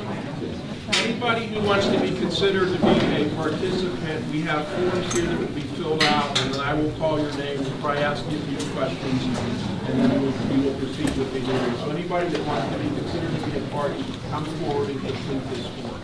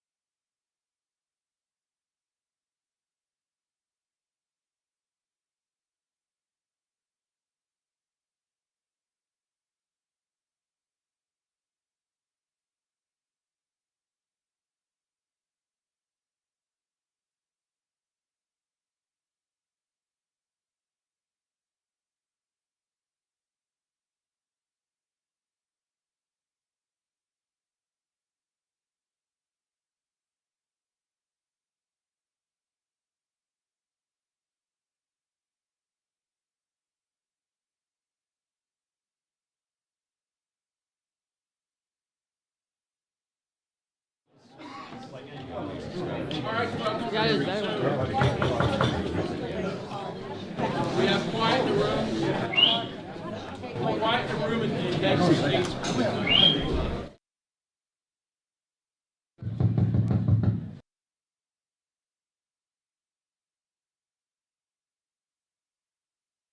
All right, the record should reflect that we took a 10-minute or so break for the purpose of taking entry of appearance forms from people that wanted to be a party in this. And I think, Attorney Fox, your points are well taken. This is the third hearing. And however, I'm going to err on the side of letting people be parties if they want to, notwithstanding that they haven't been here before. But I'm going to announce now that we're going to be we're not going to keep this process up if there's another hearing. We're not going to just keep adding to the parties. So the people that put their application in now, we're to consider them to be parties. Mr. Fox, you want me to go over them individually, or do you want to just... If we don't mind, so that If we don't mind, so they're on the record and we at least know what the address and location I is. have all that here, they will be exhibits. Okay. Do you want me to call them forward? And for expediency, that we can dismiss All right, so with I'm that. going to call the names of the additional folks, and I'm going to tell you, this is the time to ask questions. The statements come at a later time, so please don't make a statement, or we appreciate you want to do that. You can state what your position is, but this is not the time for that. It's just to ask questions of Mr. Majerkas. So I'm going to go down the additional list. The first one is, some of these I have trouble reading, but the first one's like Tom Manzo. Question, sir. Yes, sir. First, thank you for letting me speak. Sir, question I have is this. You get these solar panels down, and they're there for 17, 18 years, and they start going bad. What do you do with them? We have a decommissioning plan that I believe we're required by the code to have that addresses how they will be disposed of and how the site will be returned to natural conditions following the life of the solar facility. When you say we, who's in charge of these panels? The people, let's say the company that's putting them in goes out of business. They have to, there is a provision in the ordinance that says they have to have a decommissioning plan, and it has to be a bonded plan. So there's funds there to do that. If they go out of business or disappear, there's funds there that the township would have access to for that purpose. And my other question is, who benefits from all this? Who's benefiting from all this electricity that's being generated? Is the poor person that's 60 years old, 70 years old, who can't afford to buy his electric, going to get some kickback or help in his home or her home? Again, sir, Mr. Manzo, my name is Nate Fox. I'm the applicant's attorney. So at the previous hearings, there's testimony given as to the monitoring of the facility. It is constantly monitored. It's remote monitored and inspected. If a panel does go out, stops working, it is replaced. And as Mr. Ferre said, part of the ordinance requirements are that the project is maintained. There's decommissioning requirements and financial security posted. As to your question regarding who gets the electricity, it's also previously testified that Pennsylvania Electric is, unless you're in a borough or a special area, is run by the Public Utility Commission. So the electricity goes into the grid and it is dispersed throughout the grid in accordance with an interconnection agreement. They're not able to make special accommodations or provide electricity at a discount rate outside the Public Utility Commission's jurisdiction. That's understandable, but does that make the prices of our electric go down? Do they decrease the prices in kilowatts usage when we get these panels all up there? So, and sir, I'm sorry, this is a conditional use here relating to the zoning use in Polk Township, and that's not something that we answer as a subject of this application. Okay, one more thing I'd like to ask you. Yes, sir. So if I take this microphone here, and I say there's 150 acres under it, right? Then I take the microphone and move it over here, and destroy the habitat of everybody that's living under that microphone. You're saying that we're not affecting these animals, they're gonna go other places. The other places they're gonna go is the roads where people get hit by deers every day. So if they haven't got a place to live, which we're pushing them out of their habitat, they're gonna be on every road in our area like crazy, and people are gonna be killed because they're gonna run into these deers and the bears. Not feasible to see this happening? So, sir, I think you're making an argument and a public statement. I think Mr. Zerkis has testified as to the requirements of the zoning ordinance as to what's required in an environmental impact statement. I respect that you do not agree with the testimony and evidence presented. I don't agree with the animals being moved like that, and just all at one time. It's just going to create a problem. Thank you. Thank you. All right, Annette Vasquez, again, questions, not statements.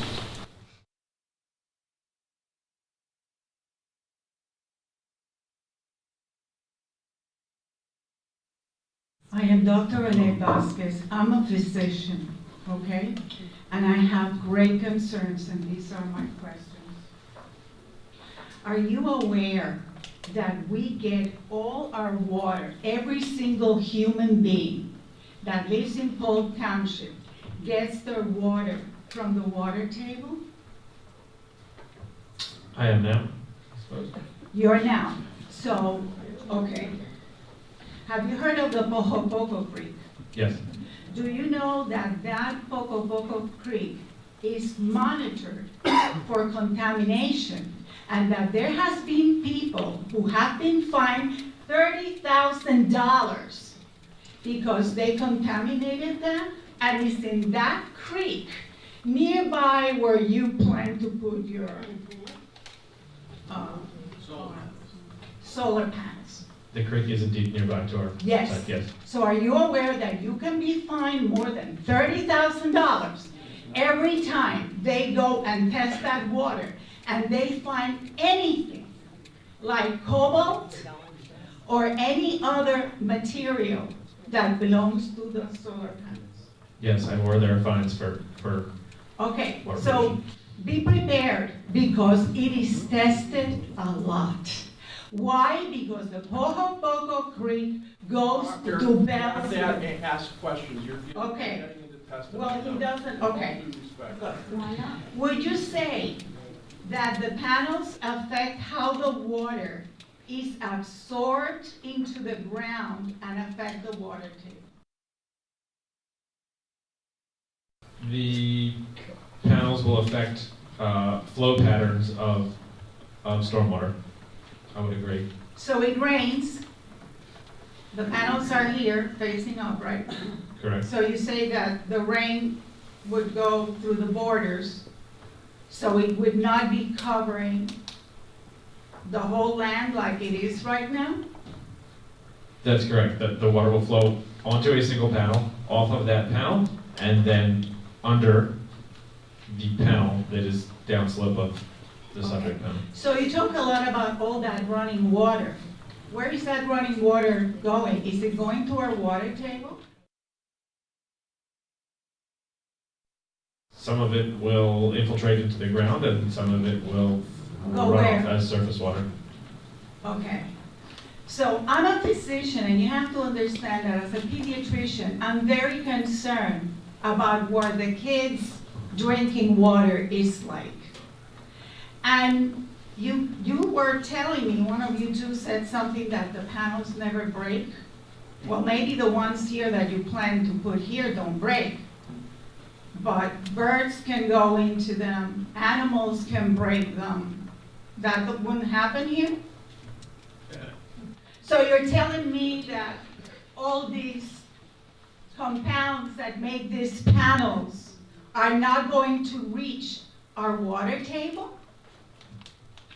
The panels are sealed, and But you're covering Let him the answer land. question. Let me answer the question. I can't speak to the durability of the panels. I'm not an engineer. I'm not the one selecting the panels, but I can tell you that the panels are sealed and are not intended to leak. But if they break, some of their composition can go into our water table, because it will go into the ground, it will get wet, and wouldn't it go down into the water table? I suppose if there is a panel that breaks,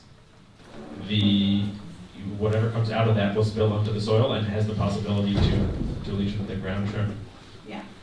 So basically, you understand my concern? Are you concerned about the water table and the water that we drink every day? Because here, we don't have aqueducts. Here, the houses are in a... Yeah, you asked him a question, now let him answer it. The question was, are you concerned about the water table? We will comply with the Chapter 102 requirements, meet all requirements for water quality, water quantity. I understand that Poco Poco Creek is designated high quality. We are being held to a higher standard because of that, and we will comply with those requirements as part of the Chapter 102 permitting process. And it's tested. You know that it's tested frequently, right? You know that if you get one single thing that's not supposed to be there, you're going to get over $30,000 out of the town. You've already asked that, so let's have another question, and not on that same subject. Yeah, any other question? So, have you considered going somewhere else and leaving the area?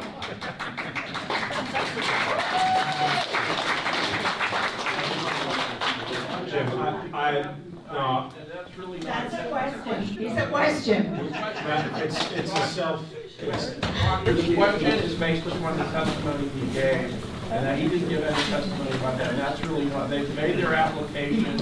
I realize a lot of people are unhappy with it, don't want it, but you just have to ask questions about what they testified to. That question is really not a proper question. I appreciate your sentiment that that's not a proper question. So you have another question. So, are you going to test the water table to make sure that it's not being affected by your, because it will affect all of us.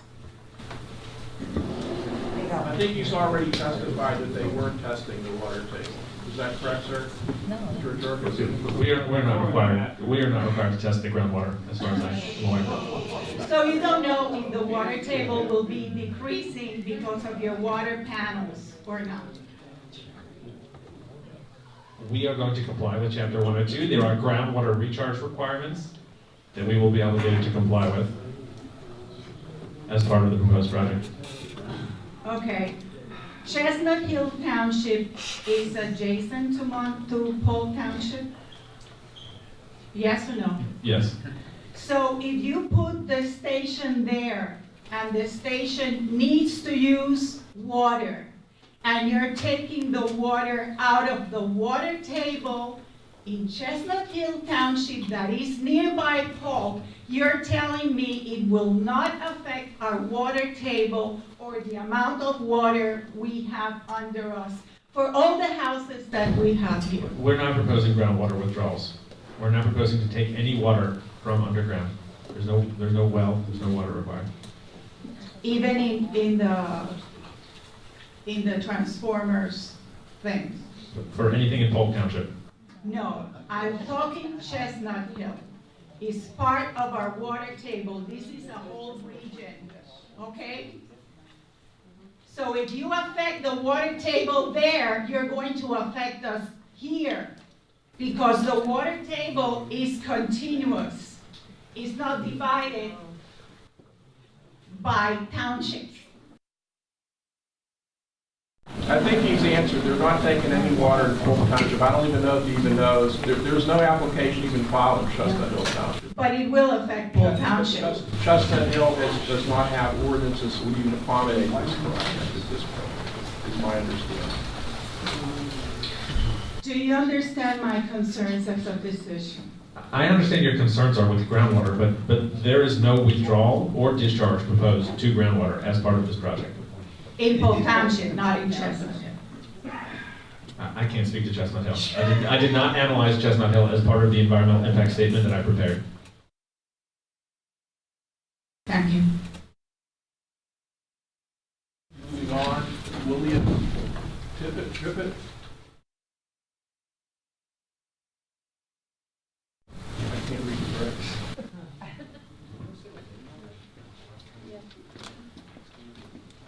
Did you really mispronounce my name? I couldn't read your writing. But I had bad handwriting, I'm sorry. Am I good? Yes. Okay. Gentlemen, I'm the fire chief here in Polk Township. I don't know if you can answer my questions. No need for applause. Thanks, Mom, I love you too. Seriously, no need for applause. So I know this is conditional use and zoning, I understand all that. To answer my questions, I understand, I'll ask them another time. First, not really piggybacking off the last lady there, you're not putting any wells in Polk Township, correct? Correct. Okay. No water supply whatsoever, correct? Correct. 205 acres of land in Polk Township, is that accurate? Yes. Okay. What are we doing for fire protection in those 205 acres? The only reason I ask, not a loaded question, we're rural, we have no hydrant system, I'm trucking water in. and then I'm relying on neighboring fire companies. So even if the panels don't catch fire, but say you have a large 200-acre brush fire, which is known to happen here in the township, what are we doing for water supply? Is there any contingency for that? So Chief Tippett, Nate Fox, applicant's attorney. So the zoning ordinance requires that upon request of the township, the applicant shall cooperate with emergency service to develop and coordinate implementation of an emergency response plan for the solar power facility. Okay. So what we're going to ask, if the Board of Supervisors were to grant approval, that they would then direct us to work with your fire company and other cooperative fire companies to develop that response plan based on the panels themselves, the size, access points, getting in and out, where, if, and how to source water. So that's something we want to do, but that we view that as because of the language of the word, a prospective requirement that we want to do. So now we're on record that we will cooperate with the fire company. Okay, I understand that. Thank you. You guys brought up training earlier on. I've been racking my brain. I've been researching. I've talked to the Pennsylvania State Fire Commissioner's Office, Monroe County Office of Emergency Management, neighboring fire departments. I haven't been able to find much training in this field. Solar farms are relatively new. We go through Bucks County Community College. They have a 6-hour course on solar panels, more geared towards the ones you put on the roof of your house. What training are you willing to offer, if you can answer that, and who is putting it on?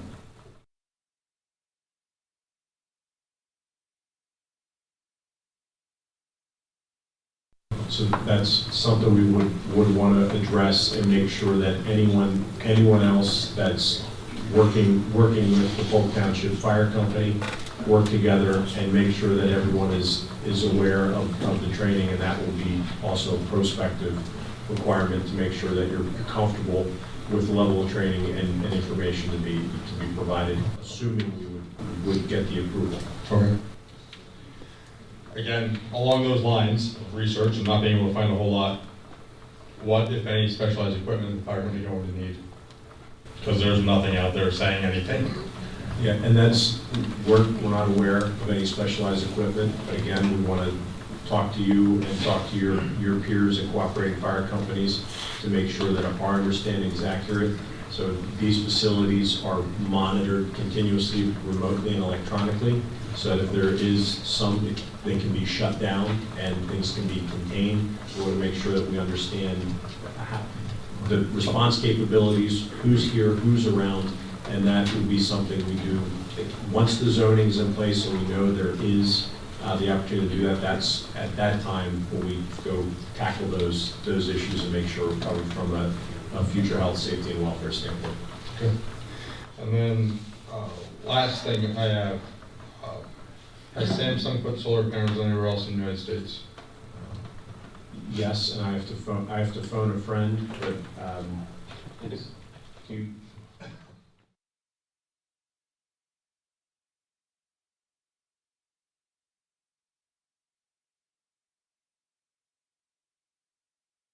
so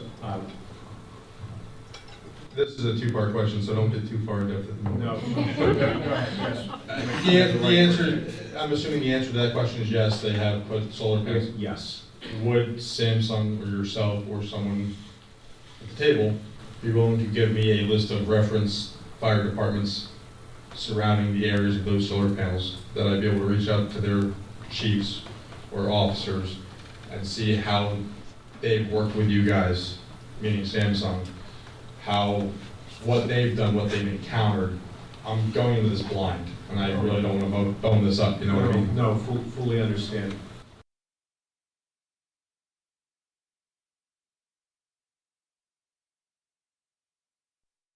Chris, do you mind if I get you sworn in? Sure. So I'm going to pass the microphone to Chris Simcox with Samsung. Chris, do you mind getting sworn in? Raise your right hand. Do you solemnly swear or affirm to tell the truth, the whole truth, and nothing but the truth? Yes. Thank you. Chris, so what's your full name? My name is Chris Simmons. I'm a development manager. Sorry. My name is Chris Simmons. Sorry, I messed it up. Chris Simmons. And you're responsible for sites in multiple states with Samsung, correct? Correct. And where has Samsung installed solar panels in the U.S. to date? To date, we've installed projects in California. And can we provide the requested references or contact with the local fire department as to some of the training and information and equipment that may be required for emergency response to solar panels?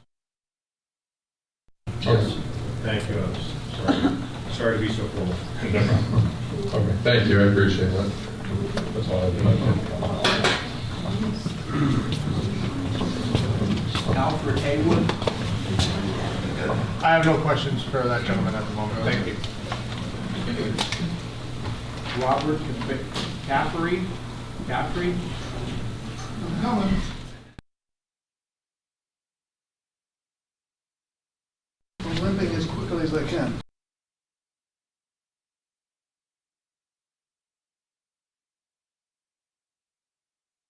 My name is Robert Caffrey, and I have a follow-up on the fire question that our fire chief asked.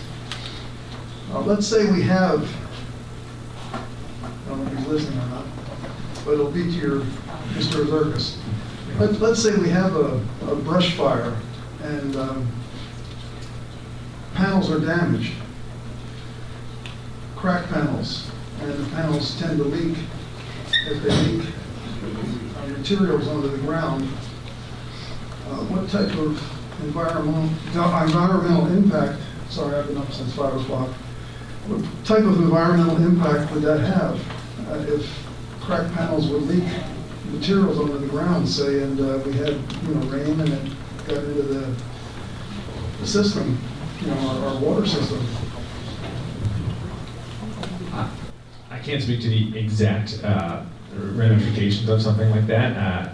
There are spill response options that just like any facility that has a spill, a gas station, a power plant, that are typically used to clean up these things. But I can't speak to the exact ramifications of something spilling. But a gas station has a hard surface. This is earth. And our fire company or a fire company would be trying to put these out with water and or chemicals of some sort, I assume. Understood. You said that, one of you said that there was a solar farm in California which is prone to fires. Has that one been, has there been a study done, or has anything been happening with that one, or there's been no fire on the one in California? I don't think this has been explored at this point. I think best practices will have to be gathered, and this will be part of the plan that Mr. Fox was talking about going forward, working with the local emergency response teams and trying to develop an appropriate plan for this. I hate to be drinking bottled water for the rest of my life. That's all I'm saying. I live 300 feet from these things. That's all I have to say. Thank you.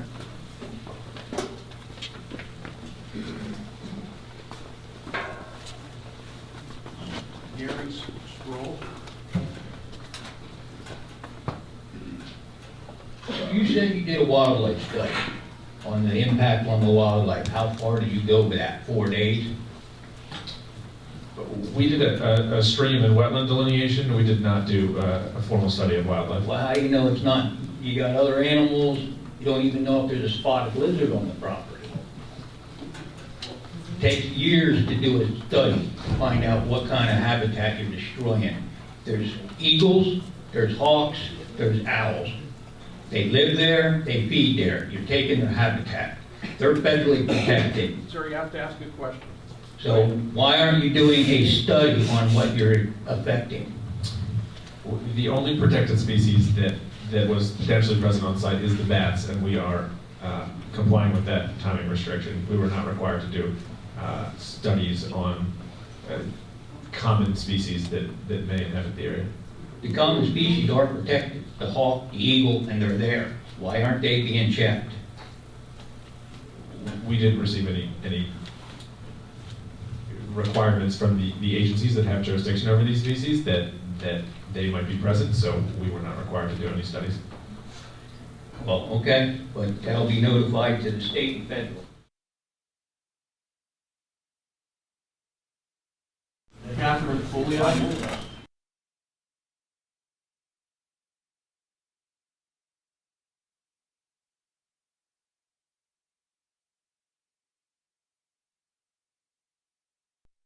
Thank you for letting me ask a question here. I have your hydrologic soil grouping map from your EIF, and also your schematic of the project Z03.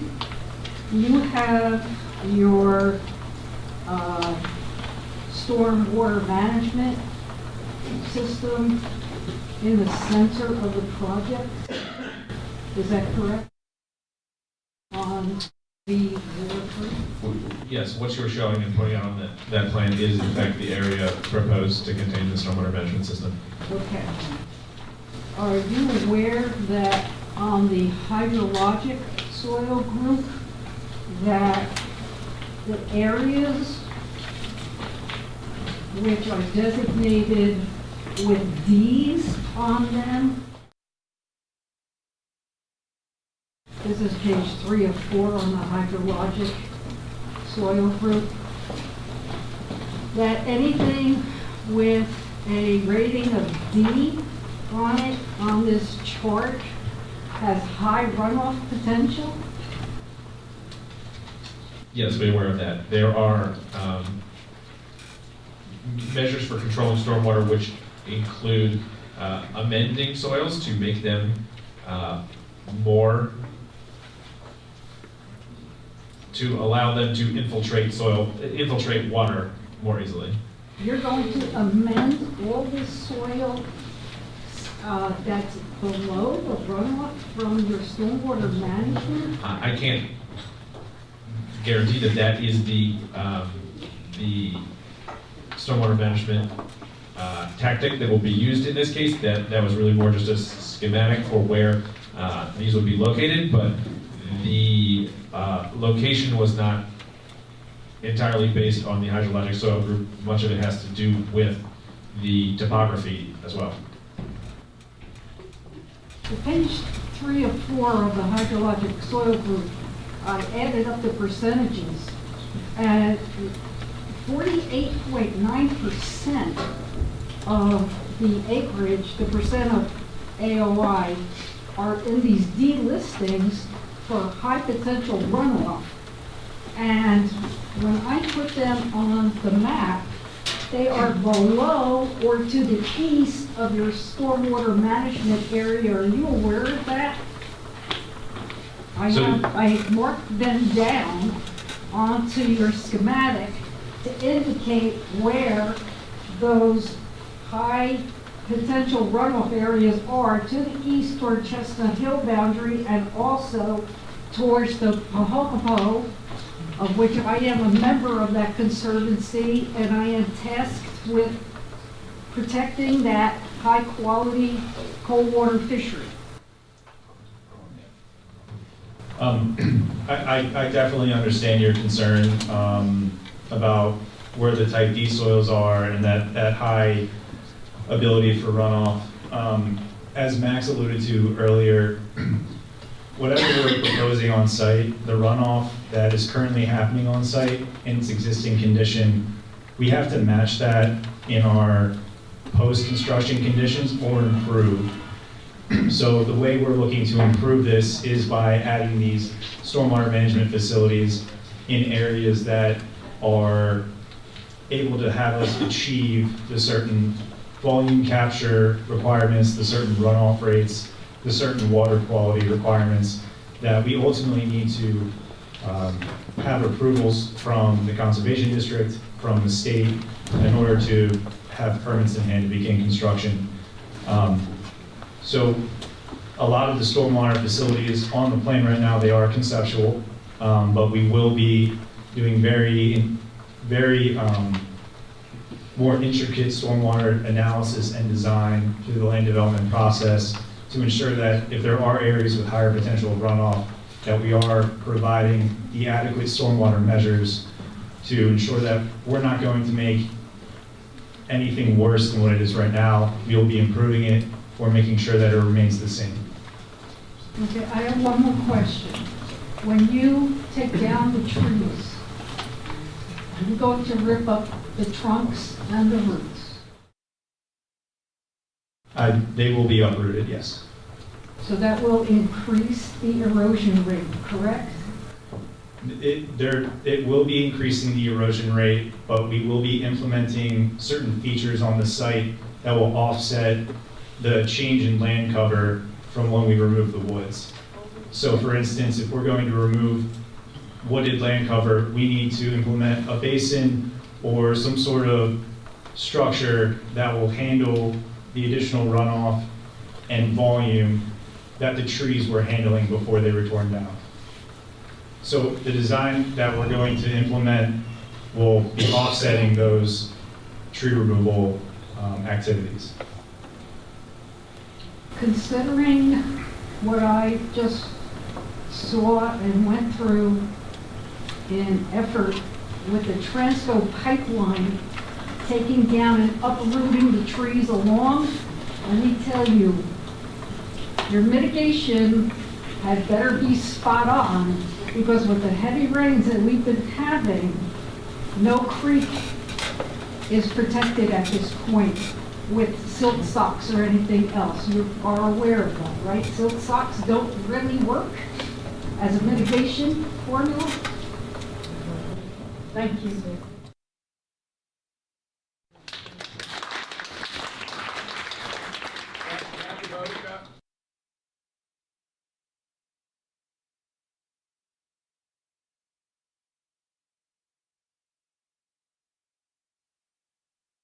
Thank you for the opportunity for us all to speak, and thank you for allowing it along with them. I do have here, I took a journey last week, and I went to all the solar fields that were used on your appraisal.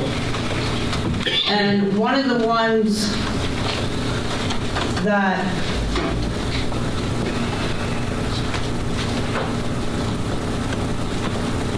Deb, you know you have to ask a question. So I'm getting there.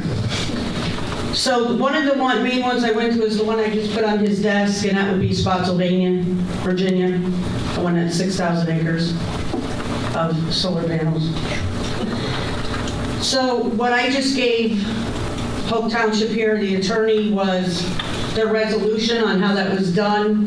And what they did, and I'm not saying I like it or don't like it, what I like what Spotsylvania did, if it has to be, is they made sure mature growth was not cut down on the perimeter. So anywhere there was mature growth, it remained. And in this mature growth was a lot of pine. And it wasn't little pine, it was big pine. So when I drove around the 6,000 acre solar farm, I barely saw that solar farm, except for where there was entry gates, and I do have videos that I could give you in photos. And I could send them to you also. So there was only areas of, main gates, and there was a couple places in the communities where, of course, you could see the solar panels. So I felt bad for those houses. But on the most part, with the mature growth, you could barely see this 6,000 acre solar farm on almost the entire thing that I drove. Is that something that you're willing to consider? Because all the other solar farms I went to, the trees are like this, and we're going to be dead by the time those things grow. And that's even if 50% of them grow. So would that be something that you would ever consider making a plan for, is spending some extra money to make sure there's mature trees there? And there are farms here, local farms, that do it. I already checked into that for myself as a wind barrier. 8-foot trees, 10-foot trees, 12-foot trees, and it was not a bad cost, actually, per tree. And they guarantee them. So that's one. Would you be willing to consider to do that? Not my position. Can I have Mr. Cadelheim, Absolutely. our engineer? So this was Exhibit 2. To our hearing exhibit. This is our buffering planning concept. Tom, do you mind walking through what we're proposing As far as a buffer, and also the areas that will have existing remaining mature trees. So for this project, and this wasn't exhibited, but we're essentially where there isn't an existing buffer on this site. So the west side of this site, it's densely vegetated with woods from, I would say, from the north to the west to the southwest. There's a very adequate amount of woods that I believe will still be screening this site in its existing condition. Where there aren't trees existing on site right now, we are proposing a 20-foot wide landscape buffer of evergreen trees with the intention of screening people who were not on the site from seeing the solar panels. The mature height, I don't know if we have a mature height listed here. Typically, we'll plant them around 6 feet at the time of planting. And that's typically because the higher you go, the harder it is to find these trees at those heights, and typically they're a little less healthy, and so they don't tend to grow as well as a younger tree. So we typically have at 6 foot to start, but our trees are intended to grow as high as 30 to 50 feet at their full growth. So we will be implementing that in areas around our property that do not currently have a tree buffer. The renderings that show what that would look like at mature growth, those consider the 20-foot height of the solar panel as well, right, from a view shed from the road, correct? That is correct.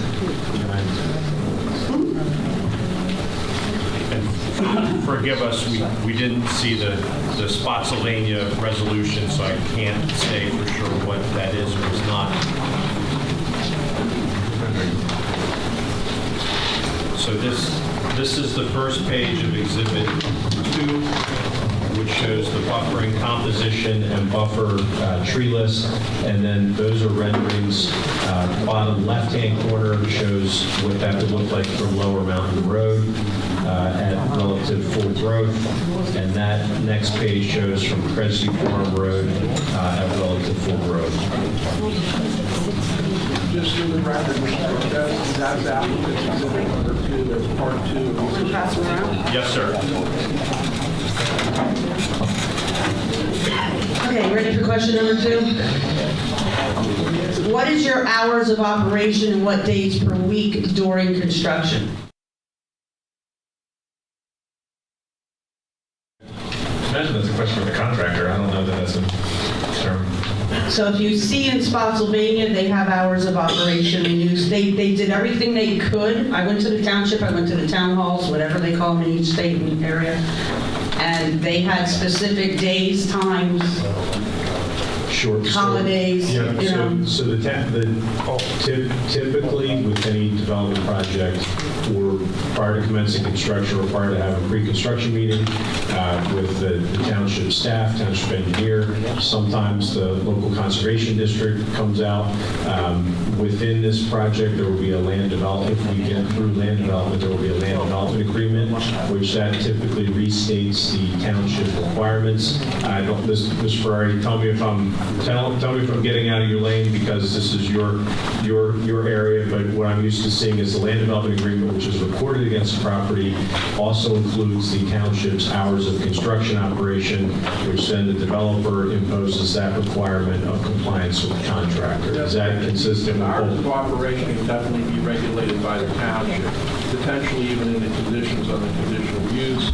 And if not there, we're also there in the land development agreement. So that definitely can be something, assuming this is granted. I'm not saying it's going to be granted, but assuming that's the case, that the supervisors, I'm sure, will definitely put some limitations on when they can do their construction. So this would be one project you would want to get a hold of that township in any project that you do in the future anywhere in this country, because they seem to really have their act together as protecting us, the citizens. As important as this is to you, it's much more important to us. We live here, these are our properties, we pay taxes on them, our children grow here. Do you know how many kids are going to hop over that fence and smash solar panels? It's going to happen. Are you planning on putting any type of livestock in there, goats or sheep, to keep down the vegetation? So one thing, we'll have testimony tonight that is not the intent. That was stated that that's a possible modality, but instead on this site we'll have a landscape contractor come in and we'll testify to that. We would anticipate a requirement for the town on maintenance as well. Okay, good, because every solar farm I went to in different states that know about the goats, they jumped on the solar panels and destroyed them.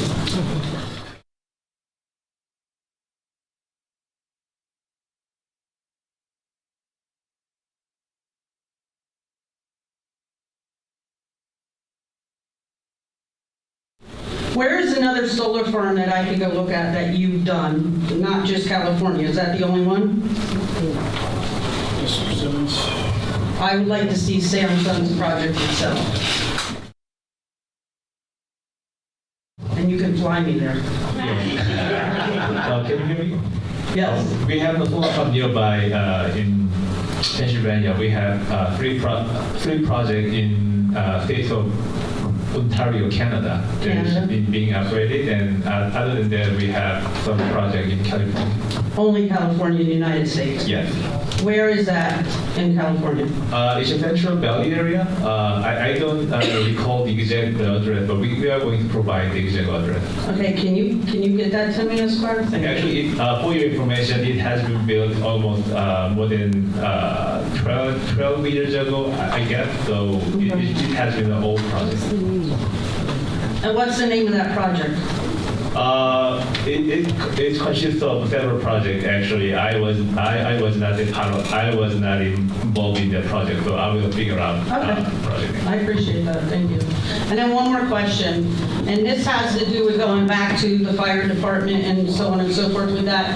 If something does go wrong, electrically, anything, we have a fire, is there a way that you can have this equipment monitored via the internet, that you can monitor if there's an issue, and how long, so it's actually two questions, sorry. How long until you have somebody there, and don't say 72 hours? The prior testimony was that it would take up to 3 hours to get somebody there personally, and this is remote monitored as well, 24/7 via electronic, whether that's through internet or cloud. Or I don't want to misstate. I'm not a technical expert, but it is constantly monitored, and alerts are presented if there's an outage or a failure of some kind at the project. And we'll reconfirm that with testimony. So if something goes wrong, you have it up tomorrow and one of us calls you, we see sparks coming out of the panel, somebody's going to be there 3 hours or less. And is that consistent with testimony? Yes. So is there going to be an address, physical address? Also, that was another problem with all the solar farms that I went to. They need physical addresses. You cannot be leaving this out in the wind. It's not right. They have to have physical addresses. It was very difficult to discover everything that I went and did, and that's why it took so long, because there was no addresses. So that's my suggestion to the township, that anything has to have an address. Just like we have to have it, and if we don't, we get a fine. So should you also.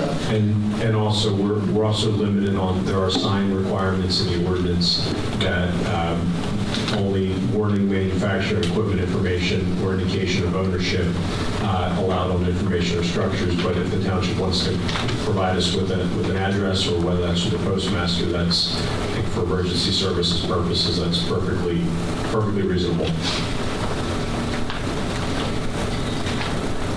Is there going to be something in play where one of our big concerns is the natural habitat, the wildlife? Not only because, we care about that, we also care about what's on our farms. This is a farm area. I have a farm myself. So if we're able to see an increase in deaths to our flocks, our pigs, our goats, our chickens, is there going to be some recourse that you can have against them if you see such huge levels in that going up? Like I see normally 2-3 bears a year on my farm. If I end up seeing 10, 15, 20 bears and I lose my miniature horses, I'm going to be more than pissed. And it won't be just my farm. It'll be all the farms and neighboring houses. What about little kids, dogs, cats? These are all things that need to be considered with this habitat that you're going to be disrupting. Especially the bears are going to be really pissed in the spring when you're cutting down their stuff. But that's it. Thank you. Thank you for this opportunity.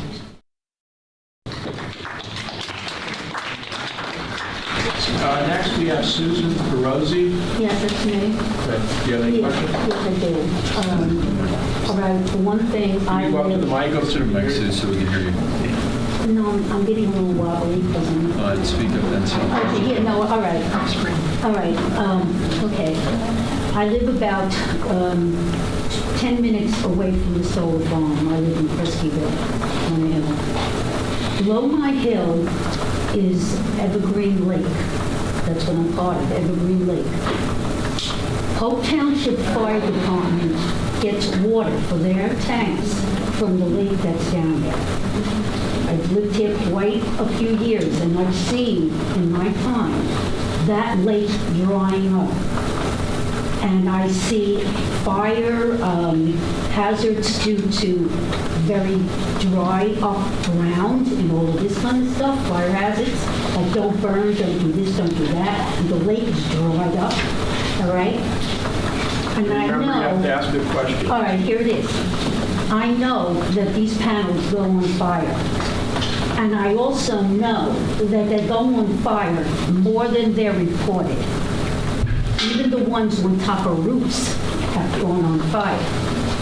My question is, there is no fire hydrants here, and all we need is a storm, a lightning bolt to hit this thing, or whatever, all right? And we're gonna have a massive fire.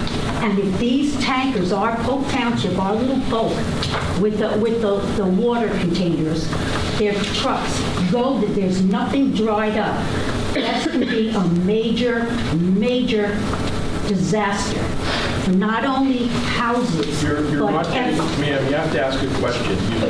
You're giving a lot of leeway. Do you have a question? Well, my question is, well, I'm just saying, I pay taxes here in Polk Township, all right? The thing is that also these fires, they're like chemical things because the solar panels burn and there's a chemical, and this black smoke, because the children Ma'am, have seen you it. have to ask a question with all due respect. We've let you go on. All right, how are you going to put out these fires if there's no water to put them out? How are you going to put out these fires and stop the smoke and the pollution in the air and these particles that get so minute that they get in your lungs? How are you going to put out these fires? So the zoning ordinance requirement tells us that upon request, the applicant shall cooperate with emergency services to develop and coordinate implementation of an emergency response plan for the solar power facility. So that's what you heard us tell Chief Tippett that we would do, provide also references to walk through any concerns. And I fully respect, we're guests in your community. You live here. I don't know the particulars or exactly what you've seen or what you've watched, but if you heard the places that Samsung Solar has installed facilities, California, Ontario, Canada, these are places that have very, very, very strict and stringent environmental laws and requirements. So I know that may not give you comfort at this point, but we will ask for a condition that the township direct us to work with the fire company to make sure that adequate measures are in place to handle the issues that you're speaking of.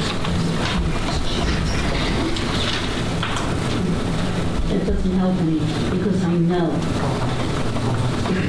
You have any other questions? Yeah, it doesn't help any because I know that there's not enough water to go there.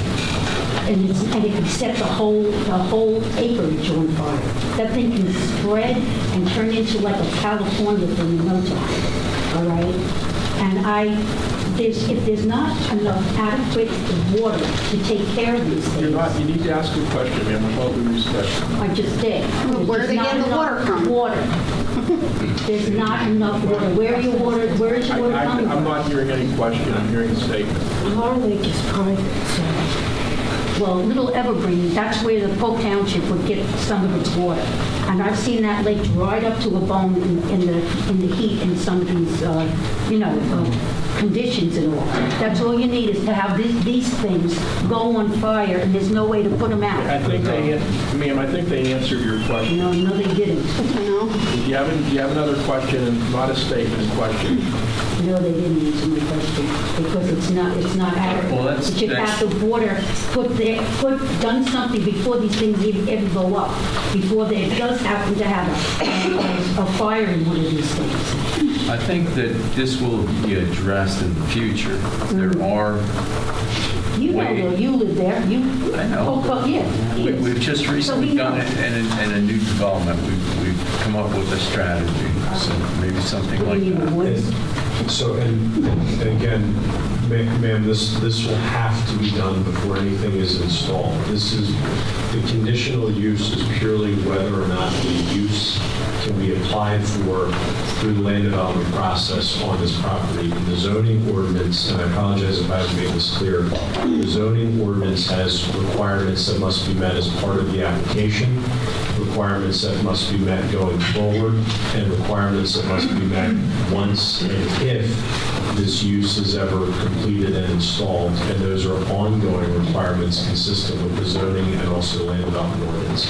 So respectfully, the plain language of the zoning ordinance, the conditional use standard, if requested and we're volunteering, the applicant shall cooperate with emergency services to develop and coordinate implementation of an emergency response plan for the solar power facility. So that's something we want to do, we will do, and we anticipate we're going to be made to do what we want to do that. I'm sorry that's not satisfactory to you this evening, but that's the ordinance requirement, and we're volunteering. All right, one more question. Yes, ma'am. One more question. Why is it going there in the first place? Why is it going there? I mean, we have electric. I mean, everybody here has electric. I've been having the same electric for years and years and years. Why is this thing going there? And ma'am, respectfully, I think that's... Is it just the first step to something bigger? No, the answer to that question is under the Why is it ordinance. going there? I'm going to try to answer your question. The answer is that under the ordinance, it's permitted there as a conditional use, and the applicant chose to file an application for a conditional use, and that's why we're here. You know, the business reasons why they chose that, I don't know, but the ordinance says they can make an application for a conditional use, and they elected to do that. Well, why can't we know why they put it there? Why can't it be out in the open?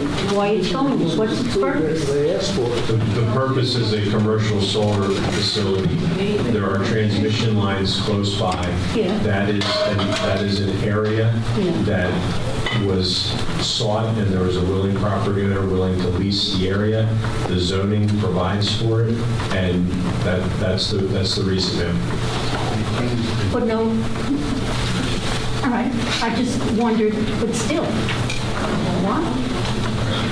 I think we're going... Answer what it's going to be used for. Solar power generation. Yeah, I know that, a solar panel, but The we all question's been asked have and answered. Do you have electricity. another question? Ma'am, you have We're another not getting it, so what's it there for? Who's getting it? Who's going to benefit from this? This was answered previously this evening. All right, we're going to move on. Okay. The last person is Louis Cardabona. C-A-R-T-A-B-O-N-A.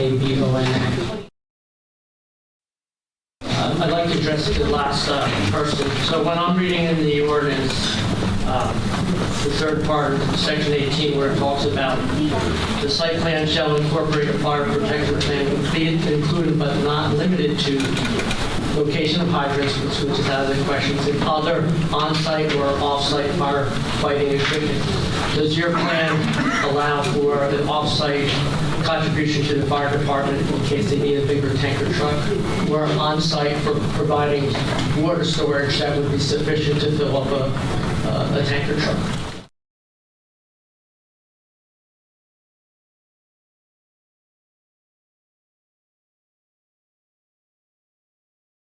So not on the site plan, but that's a requirement we want to talk through with the fire company as to what the needs are based on what their view and our cooperative effort to ensure that provisions are made. Can I comment, Attorney? Yes, sir. All conditional use applications shall include a descriptive site plan, including but not limited to, etc. So I thought that would be part of your conditional use application, to actually have that already planned out and not something set in the future after the conditional use was approved. So there are no hydrants available. Right, I said that. Yeah, sure. I'm sorry, I'm not trying to argue with you. But so there are no. No. All right, you know. Yeah, come on down. Yeah, can we have a little respect for each other? We have a question, can we let him answer it and move on?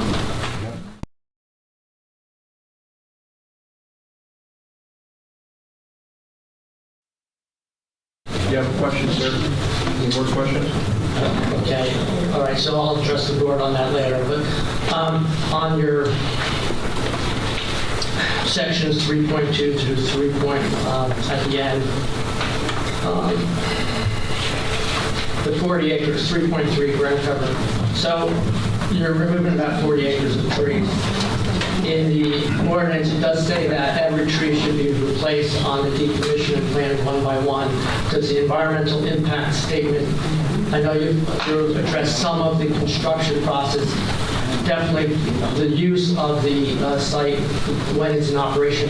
Does the environmental impact statement state at all any information about the decommissioning, as in every tree over 8 inches shall be replaced one by one? That means, do you have a forester who's going to come in there before you remove trees, list every tree that's going to have to be replaced during the decommissioning process?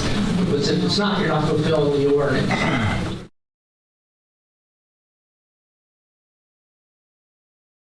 This was not considered as part of the EIS, but I do believe that the site will be reforested following decommissioning of the facility.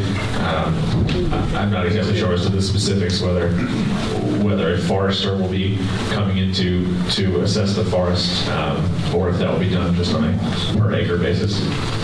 40 acres of trees is probably a lot of trees. Any estimate how many trees might be on 40 acres over 8 inches? No, not sure. Okay, thank you. All right, 3.5 on the H2, the groundwater. Was there any consideration of the maintenance of these panels and cleaning? I understand there's no water that you're going to take out of the ground, but you'll be bringing in some water to rinse off the dust that accumulates so that the panels maintain their efficiency. Are there any chemicals used in that cleaning solution? And if there is, then that should be addressed as part of the runoff pollutants. That's probably more question for the applicant than me. I'm not sure. Okay, well, I think you did state no pollutant during construction, but I'm not sure if you addressed no pollutants during the operation and the maintenance. I'm not sure if these are clean with substances. I would say that we'll comply with all regulations that apply to the use of any sort of cleaning chemicals. Same as you would with a household cleaner that maybe, disposal of might be regulated. I know I heard you testify that you were talking about the pesticide that might be used on the ground, so I'm just addressing what might be used on the cleaning process. It doesn't sound like you addressed that specifically. Noise during operations, that was covered. Aesthetics, in section 3. 3.11, we commented about this area being agricultural since about 1951, and that it would remain rural. And I just was wondering, is aesthetics part of environmental impacts? Because there's a definite difference between agricultural as aesthetics and solar farms as aesthetics. I'm not saying that the project should be built there if everything applies, but aren't they two different things as far as aesthetics? And is aesthetics part of the codes and the laws that we provide when it comes to this community, the impact on the community? Yeah, I would say aesthetics plays into the rural character.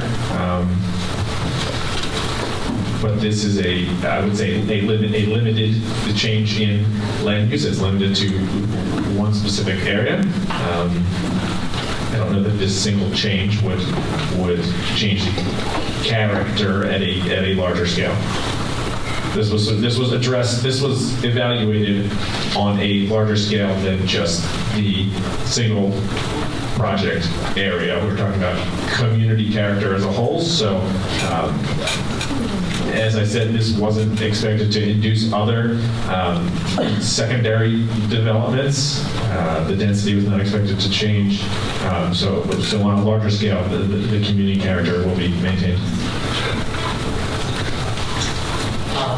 The next item, 312, talks about critical impact, and you mentioned steep slopes and minor stabilization.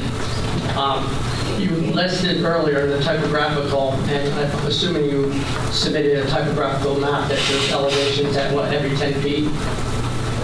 Yeah, USGS. And you stated 780 to 950, so that's 170 feet over 200 acres. Do you have any of the slopes on the steepest part of the slopes, as far as how many feet per foot drop on the elevation? Like a 45 degree, 25 degrees, do you have any of that? We did a steep slopes analysis that categorized things as, I believe, below 5%, 5 to 10%, maybe it was 5 to 15. Anything over 15% was considered steep, so we do have. And what is the limit in the construction phase on the percentage of slope that they won't touch? Is it anything over 5% they won't touch?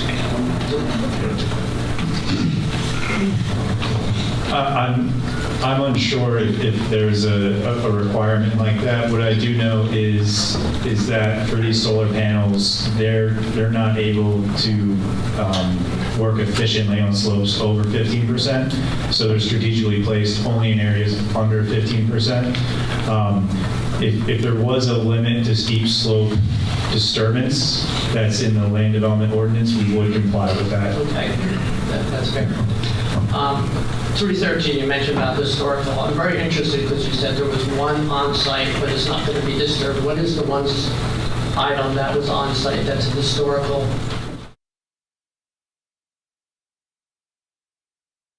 Hawk Farm. Can you explain that a little further?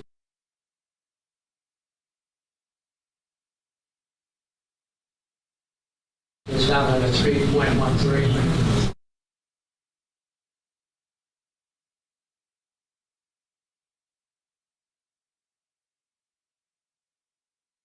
I can tell you the process that we took on this. There was a cultural resource specialist who evaluated the project site and submitted reports to the State Historic Preservation Office. That consultant made a determination of effect, basically evaluated the character of the identified resource, made first a determination of eligibility to determine if that site was eligible for listing on the National Register of Historic Places, and also made a determination as to whether the project would affect the historic character of that site. Trying to find the exact response from the State Historic Preservation Office, but it is in the EIS.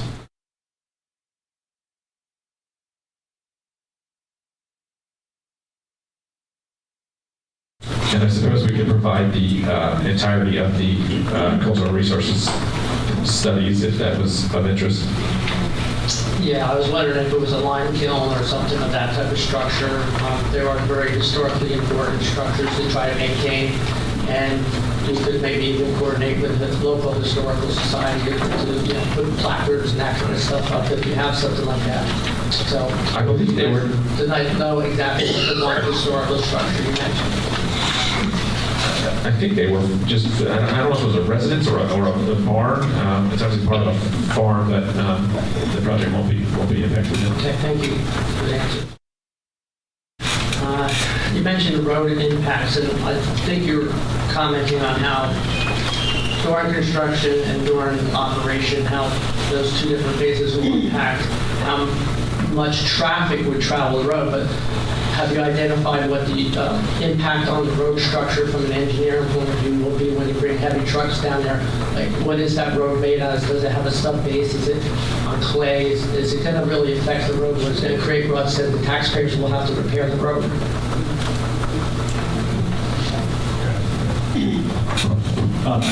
I'll just note that before construction takes place, typically there is some sort of analysis of the road in its current state, and sometimes there is bonding of the road to ensure that if there is any damage, there will be maintenance and there will be funds for that. Okay, that's a good answer, thank you. When you mentioned the buffer vegetation and putting it like 6 feet or less, and how important it is to have trees that will grow, are you going to actually berm up the soil a little bit where you're planting the trees? I think that might be on our detail that we have on our zoning plan, that there is a berm associated where the trees will be planted. Again, during our land development process, we'll have our landscape architect provide finer details of those tree plantings. Right, and for the environmental impact statement, I'm not sure if there was clarity on radio frequencies. I'm imagining that this project's going to have some kind of 24/7 radio that's going to communicate, where it's through Wi-Fi, or is it going to go through cables, is it going to be a radio there? But I was just wondering, what impact on RF frequency for the neighbors?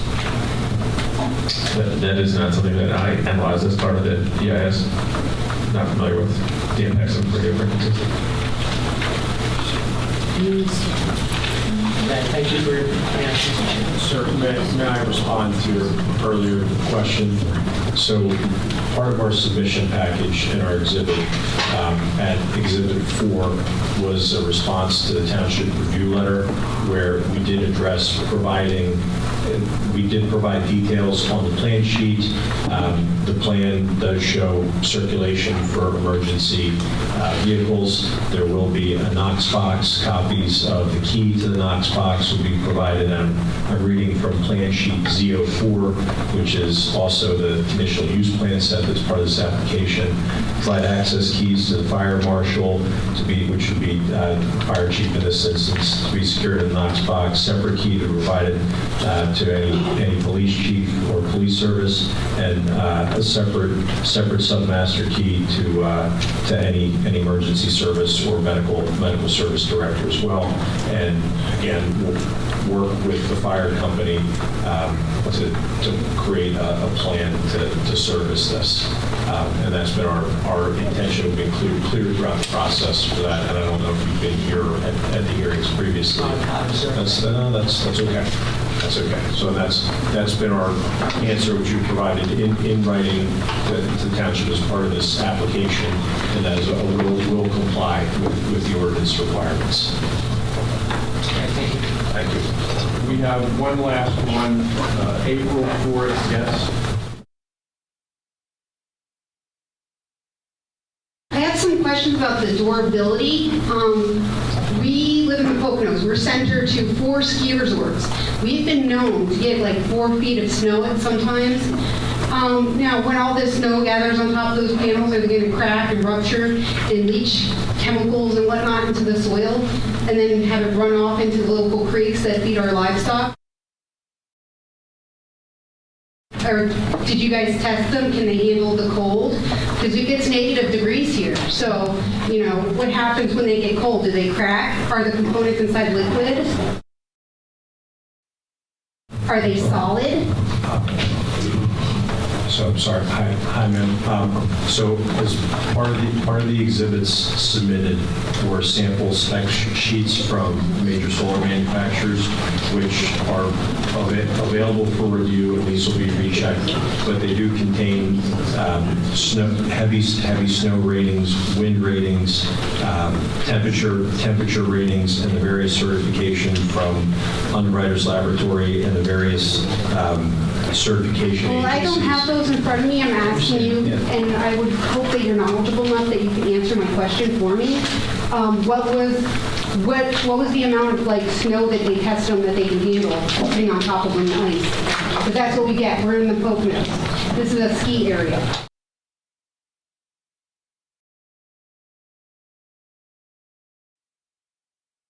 When it's like negative 10, are they going to crack?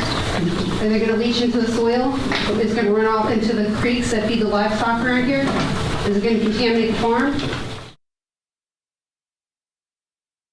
Well, I'd just like to make a comment. I don't picture these sitting flat. I think they're on a slope. Okay, but So they're I still think- going to get ice built on them. Yeah, And how far off the ground are they going to sit? I agree. But, you know, just in my head, I'm the roadmaster. I do. They're still going to freeze though too. When we get that wind chill factor, like which happened recently, and it's negative 10 degrees, are they going to crack? What are the components inside them? Are they liquid? Can it handle the ice? Can it handle the cold? Let's see if they can answer your questions. Go ahead, Chris, do you mind taking the questions? So for the Effort Solar project, we're using monocrystalline photovoltaic panels. Effort Solar? Yes. Monocrystalline panels actually thrive in extreme cold. That's why we are selecting them for our northern sites. That's what we've used on the Ontario sites. And Ontario gets extreme cold weather as well. So part of the maintenance plan, not only with cutting grass during the summer times, we'll get 3 cuttings a year. A maintenance plan would also include snow removal if there was buildup. And like he was saying, with the natural inclination of the panels, you expect snow to fall. But there could be freezes or something like that. That is something that's included And in that's the an maintenance plan. additional weight on that panel. But the panels themselves under extreme cold don't just crack. And you got to remember, anything that's inside the panels, it's not water soluble. So if it cracks, it doesn't leach. Anything damaged on site, we do replace. Now, And we do monitor that every day. I heard there's cadmium in there. I worked at the Army Depot for 11 years, and our boys, when they were working around cadmium, they had to be bunny suited up. So cadmium telluride And is that's usually used in just- thin film panels. Sorry. Okay, starting at Chris. So cadmium telluride is usually an element or a heavy metal found in thin film panels.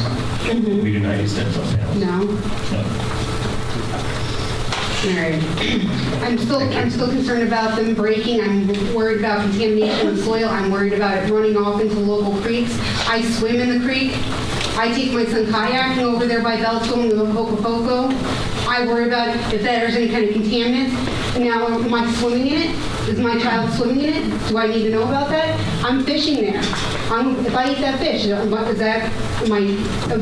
contaminated now? I have no idea. And if they're not doing a study beforehand and then during and thereafter of the soil contamination, what it is prior to you guys doing anything to it, while you guys are messing with the soil, and then after it's established for a couple years, and then doing continual checks to make sure that there's no contamination in our soil. Sure. So, I mean, to part of that, I think Darren was going to speak to this a little bit further. We do have UL certified panels. The panels that we put on our solar installations in the U.S. pass TCLP testing. That's toxicity characteristic leaching protocol. That means that even in the worst case scenario, at the end of 40 years, and the panels themselves are not actually recycled, they'd be put in a landfill. And even in that situation, that's worst case scenario. That's nice. So that's the worst case scenario. Is what I'm The trying to worst say. landfill's gonna be right where you put them, right? They're just gonna heap some dirt on top of them. So they would have to be safe to do that. That's what the TCLP test certifies, is that they would be safe in those conditions. And now you guys are gonna plant grass there, right? Now these things, they get pretty hot, right? What's the temperature? What temperature do they heat up? We haven't selected the actual panel yet. That'll come in the final design phase. Okay, well, what do they range from? I'm curious. I don't know what it does to, like. Because I've heard surface stories where like they get super hot. Now you're gonna put grass underneath them. So it does That not. sounds a little stupid. It does not raise the ambient temperature of an area. We know that. There's a misconception or misinformation about heat island effect raising ambient temperature around a solar plant. It does not do that. Well, they're black, right, on the top of them. So They're they black. get hot, but they don't get hot like it's just. I don't know. Asphalt gets pretty damn fucking hot. Well, it's still black. Black absorbs the heat. Now you're putting it over grass. I mean, it just seems like it's a stupid thing. We will provide, full specs to the township and the county engineer. Now what happens if my house catches on fire? But guess what? The fire guy can't come to me because he's putting out your solar field. So my house gets burnt down, or my child dies in a fire in my house because they're putting out your solar field. Again, we're going to work with first responders. Yeah, that's if there's no volunteers. Because we have like what? How many trucks do we have? Like 2? I don't know. Yeah. It's hard to get volunteers. There's no further individuals to ask questions. Are they going to pay for extra fire? Like, pay for a fire department for us to fund it? Can I just ask one follow-up question? Do you have any, before we conclude the members of the board, do you have any questions for Mr. Ojorkis? Do you mind if I ask just one follow-up question? Oh, I'm sorry, guys. I have one question, just a baseline soil test, if you'd consider doing a few of those on the property. People are gonna maybe complain down the road that something came from this. If you have some kind of baseline to protect either way, you know what I mean? Just a thought. So you're asking whether they'd be willing to do that? Yeah, is that something you'd be willing to do? Maybe. If they can say. I guess you're moving it, huh? I guess so.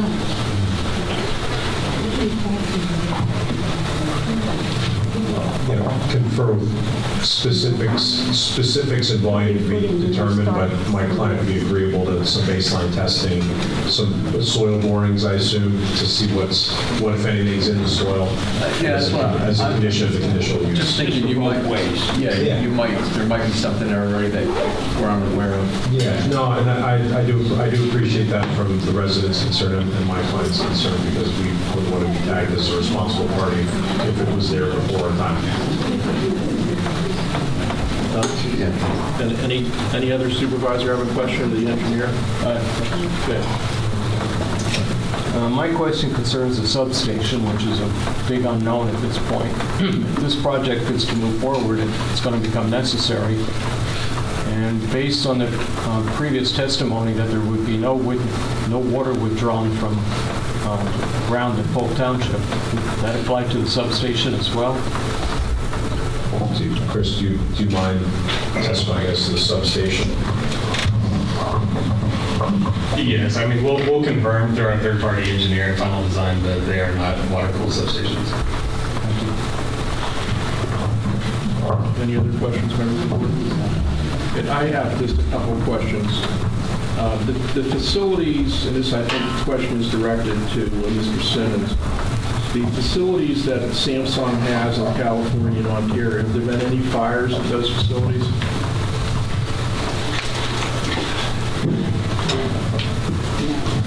We'll check and get back to you because it has been built, 10 years ago. We need to check with the other team in both their projects. You would do that, I would appreciate it. My last question, Mr. Ojorkis, the noise study that you did, that was for both Polk and Chestnut Hill, correct? I believe that's correct.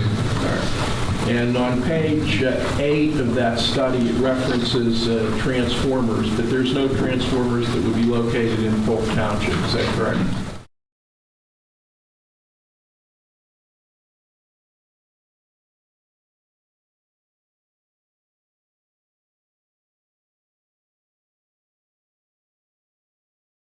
That's correct. All right.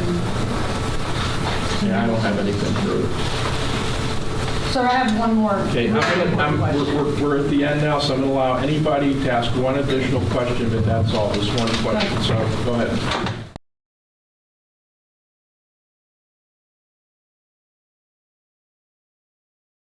No, we just said one. We're lucky he's letting us do this, so we're going to be grateful. So on the first hearing, Mr. Sun testified, and this is from the transcripts, gentlemen. The question was asked,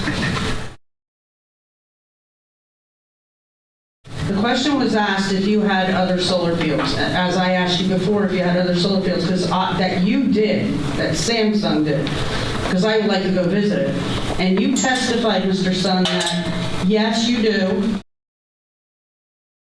California was never mentioned, Ontario was never mentioned, but you did say you had one in West Virginia, Ohio, and Kentucky.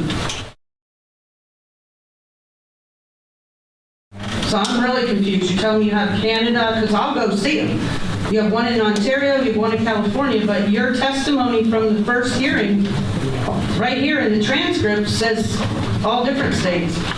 I think I misunderstood the question itself, and the question was about asking about the portfolio that we are actually. Thank you, gentlemen.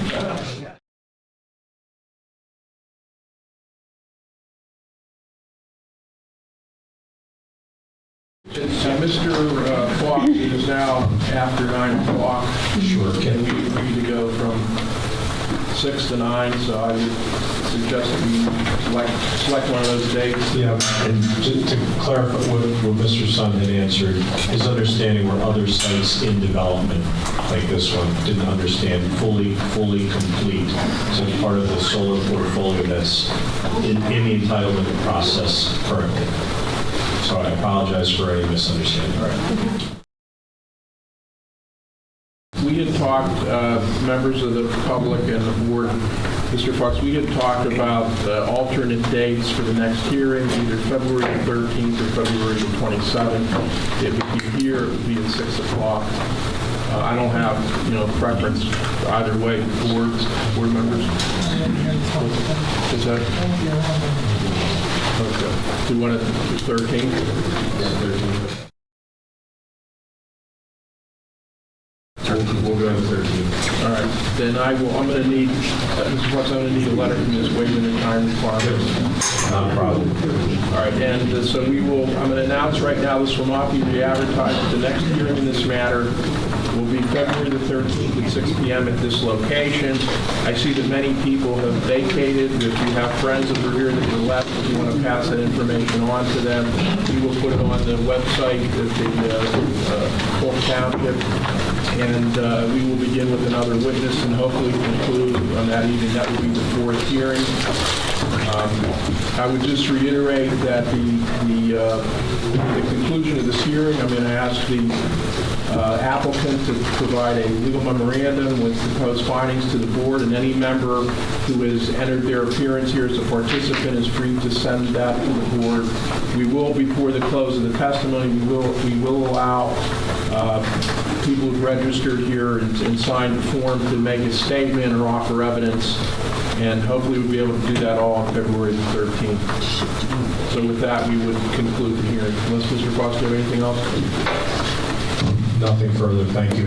Thank you. All right. Good night, everybody. Thank you.